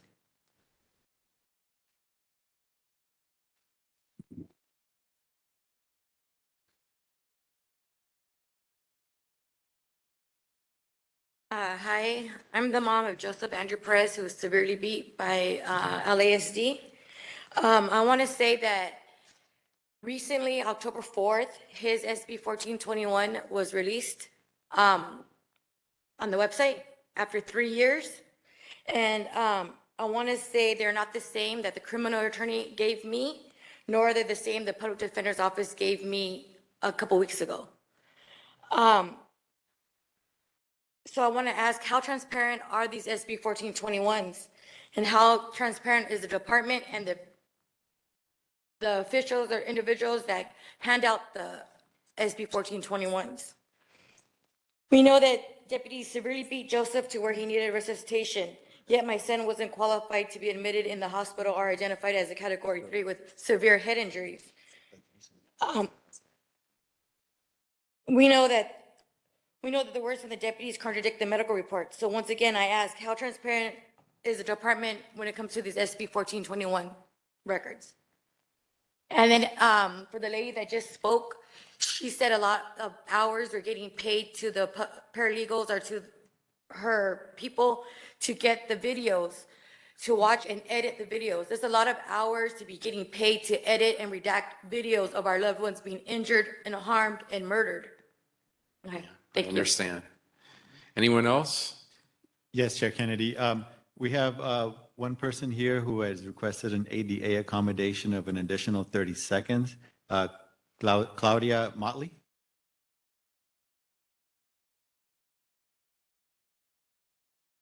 Hello, my name is Claudia Motley. I'm a member of NAMI, and Welcome. this is not easy for me to be here right now on a public forum, speaking in front of you, shaking, like shaking. But for me to come out, it took one previous time, Maywood Police Department. Google it. I don't have the time to explain it. But when somebody like me steps forward to speak up, please listen, because behind me are thousands that don't, that can't, that haven't. I was going to speak on my personal things of what I had to endure because of a restraining order and my interactions with the Sheriff's Department, getting threatened. An officer, a deputy had to be held back because I dared to videotape his misconduct. Going to a supervisor didn't help either because I was told I was in the wrong because it's a courthouse. Well, my little behind Googled it, and there's actually a Homeland Security memo out that says you have every right to video record, especially an officer, while violating my First Amendment right. I bought this t-shirt after the fact. I'm not one of those First Amendment auditors like a freak or whatever. I'm not here to trigger anybody. I'm trying to build bridges because the people that you guys were concerned about in these facility, in jail or whatever, a lot of them have mental illness. I myself suffer from a brain injury because of domestic violence. So just because you guys officers encounter certain people, you don't know their background, you don't know where they're coming from, you don't know what they have endured. So I was going to speak on I had a whole speech prepared, but I'm looking at you. I'm looking at you, and I got to read it, County Council. I was told to make it a sandwich by my trauma therapist. Nice message, nice. I don't have nothing, I can't. Other than your outfit, I can't. The fact that you had the nerve to mention to, I believe, Mr. Harris about, oh, it's an ordinance to close a meeting down or whatever, it's appalling to me. Because, even myself, and I'm a foreigner, I wasn't born in this country, but I understand Constitution, amendments, Senate bills, court orders, and then ordinance. So for somebody like you in your position, that is exactly the problem, what officers sometimes hide behind, I believe.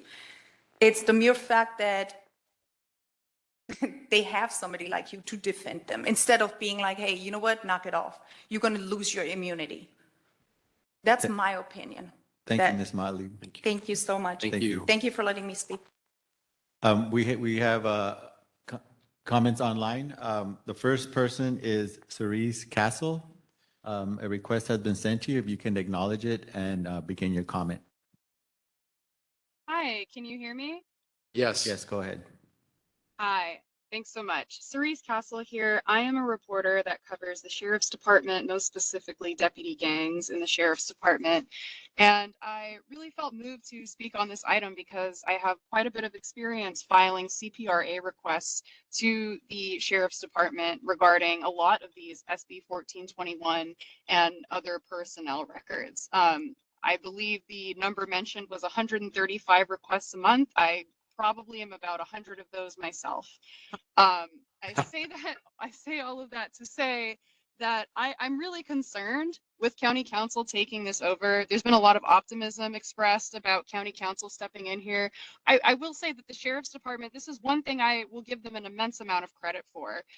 When SB 1421 was passed, they stepped up and set up a website which is currently in use where all of these documents are available and searchable. It is what I have based a lot of my reporting on, most recently my analysis of deputy shootings done by the sheriff's department. So a lot of this stuff already exists. So I don't really understand why we're spending a bunch of money to replicate the same system that Deputy Bernstein has been hard at work on since 2019 and is serving effectively. It's exciting that there's a lot of bells and whistles where we can see trending topics and stuff like that, but I'm really concerned with handing over county council more power to decide what is going to be redacted. And really, as we've heard discussed in the previous agenda items, there's a real problem with transparency when it comes to county council. And, you know, as a reporter in the business of making the public aware of these things, I am highly concerned that they are going to be responsible with disseminating these records. I have sued the county about 10 times now, and it's county council that's showing up in court and fighting against these disclosures that I have won every single time. Shout out to my attorneys, Sarah Kogadai and Susan Seeger at UCI Law. So again, I just want to reiterate that this is a big concern for me, and I hope you guys will take my opinion. Thank you. Thank you, Thank you. Cerise. Our next speaker is Tamara. Tamara, a request has been sent. If you can acknowledge it and begin your comment. Thank you. Yeah, I echo the comments of the folks prior to me. We need to address the root problems here. Like, how about preventing the killing and abuse of Black and brown folks and Indigenous folks to begin with? 1421 was put in motion, yet I feel like family members impacted are still struggling to get these very same records we're talking about. And then how do we trust these records? We're talking about redaction. We're talking about lies. We're talking about complicity with the coroner and the sheriff. We're talking about falsifying documents. Like in the case of John Horton, he was murdered by the 3000 boys in Men's Central, and his death was marked as suicide, and then later deferred. Right? So how do we trust these records? How do we trust the people to give us the documentation that are actually committing the crimes themselves? Like in the case of the sheriff giving records to the COC versus the OIG. I understand that there might be a problem with the OIG getting it because they're going to go after him saying, hey, you know, that's a violation. So it has to come from the sheriff. But the problem is, you know, the information we're actually getting from these folks. How transparent are they to begin with? And then also, you know, anything outside of that should be an independent investigation. County council should not be in charge of this. There should be an independent board for public records. And then the COC should have some say in that and also maybe be involved in that, because we can't count on the sheriff. Like, look what happened in Anthony Vargas's case. They couldn't even mention deputy gangs in the case, in the federal court case. Like, how can you not even mention the people that were responsible? Like, you can't even mention deputy gangs in a case, you know, when the families go to court and they're the people responsible for the crime. Like, there needs to be more done in terms of 1421 and actually, you know, allocate these records to the public. And also, what about the privacy of the people Thank you, too that's Tamara. been Your impacted? time has expired. Our next speaker is Julie. Julie, a request has been sent to you. If you can acknowledge it and commence your comment. Yes, can you hear me now? Yes. Yes, go ahead, please. Okay, thank you for this opportunity to speak. I do appreciate the extensive report and research that was provided. Having said that, there are several issues that have been brought up. The previous speaker mentioned the fact that those of us who have loved ones who have been killed and murdered in the streets by sheriff deputy gang members are unable to even utilize the term deputy gang when it's it's a significant part of the case. How does that relate to SB 1421? Well, those of us who have family members who have been impacted by deputy violence and deputy death have been trying to utilize that SB 21 in order to gain access to records and have been denied. I personally, in 2019, even attempted to present former Sheriff Villanueva with such a request, and he refused to even touch it. So my grandson, Paul Rayo, was murdered by a sheriff deputy gang from the East LA station in June of 2019. We, as a family, have requested utilizing this important legislation and have been stonewalled by the sheriff department. You all need to ask yourself, how is it that we are supporting financially in the county a law enforcement entity that does not follow the law? Let's not forget how much Sheriff Villanueva fought against complying with SB 1421. Imagine that. A law enforcement agency, largest in the country, refusing to comply to the law. It's so distressing right now to realize that we are so far away from fully implementing this, and the fact that there's so many roadblocks that have been put up, including county council, including the district attorney's office, who have now been told to stop blocking these. We need this. We need this quicker. We need more funding if that's what it takes. Thank you. Thank you, Julie. Our next comment is coming from Ali Rubenfeld. A request has been sent to you. If you can acknowledge it and begin your comment.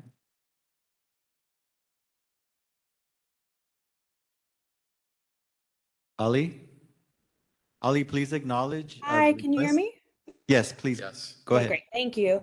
Hi, overall, thank you to the commissioners today. I feel like you're holding a lot of things up that need to be said and need to be fought for. Throughout this meeting, the issue of staffing has been raised multiple times. It came up in the context of neglect and and death within the jails, SROs in our schools, and now with 1421 requests. I just want to reiterate that LASD is not under-resourced. They receive $3.4 billion. This is not a question of staffing or funding. This is a question of LASD's priorities.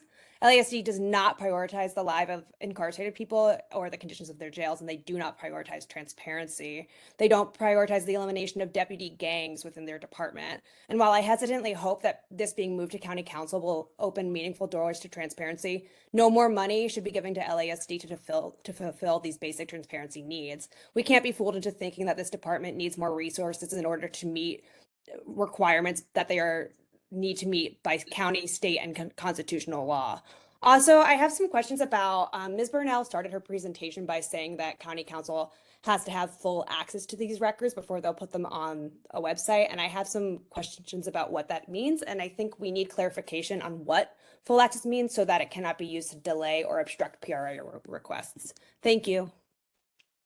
Thank you. And our next comment is coming from Val. Val, a request has been sent to you. If you can acknowledge it and begin your comment.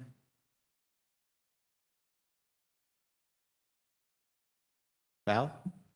Two things. Actually, I started to say one, but I wanted to go back to the Sheriff's Department resources. And I've been involved in getting a homeless encampment moved, which really took me deep into the Sheriff's Department. And I found that they have a host team that is budget and a MET team that basically performs social services. They talk to all the people who live in the camps, and for an unlimited amount of time. There's a $25 million budget for these two services, host and MET.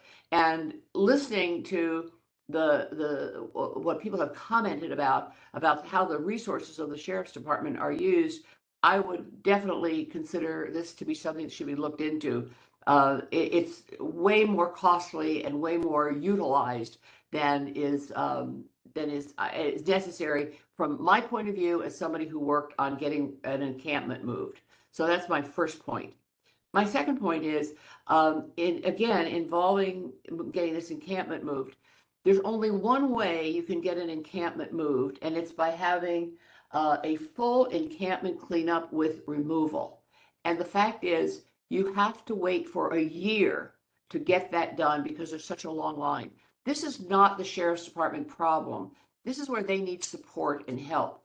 But the problem needs to be addressed or it's never going to get solved. The encampments keep getting bigger and bigger. The timeline goes out further and further, and there are temporary cleanups, which are doing nothing. So I would offer that as my 2 points of the morning, and thank you very much. And I appreciate the commission being here. Thank you. Thank you. Chair Kennedy, that concludes the comment on this item.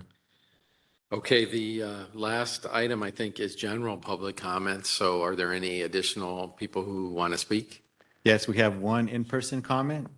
Michelle Infante. Michelle?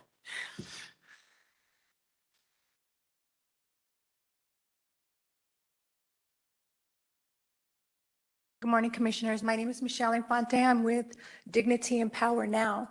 And today I would like to talk to you about something we haven't really talked about, and that's incident reports. We're talking about accountability and paperwork that's coming from this department that the county has developed. Let's talk about the paperwork that's coming through and the problematic issue with it. Incident reports are written in a way that's very narrative, very narrow narrative, and with evidence of what the suspect is doing to law enforcement. Nowhere in the incident reports are written, do you see the injuries of the person that's being beaten, what they've sustained. What you might read is what the Sheriff's Department has done, which is I hit somebody 5 or 6 times.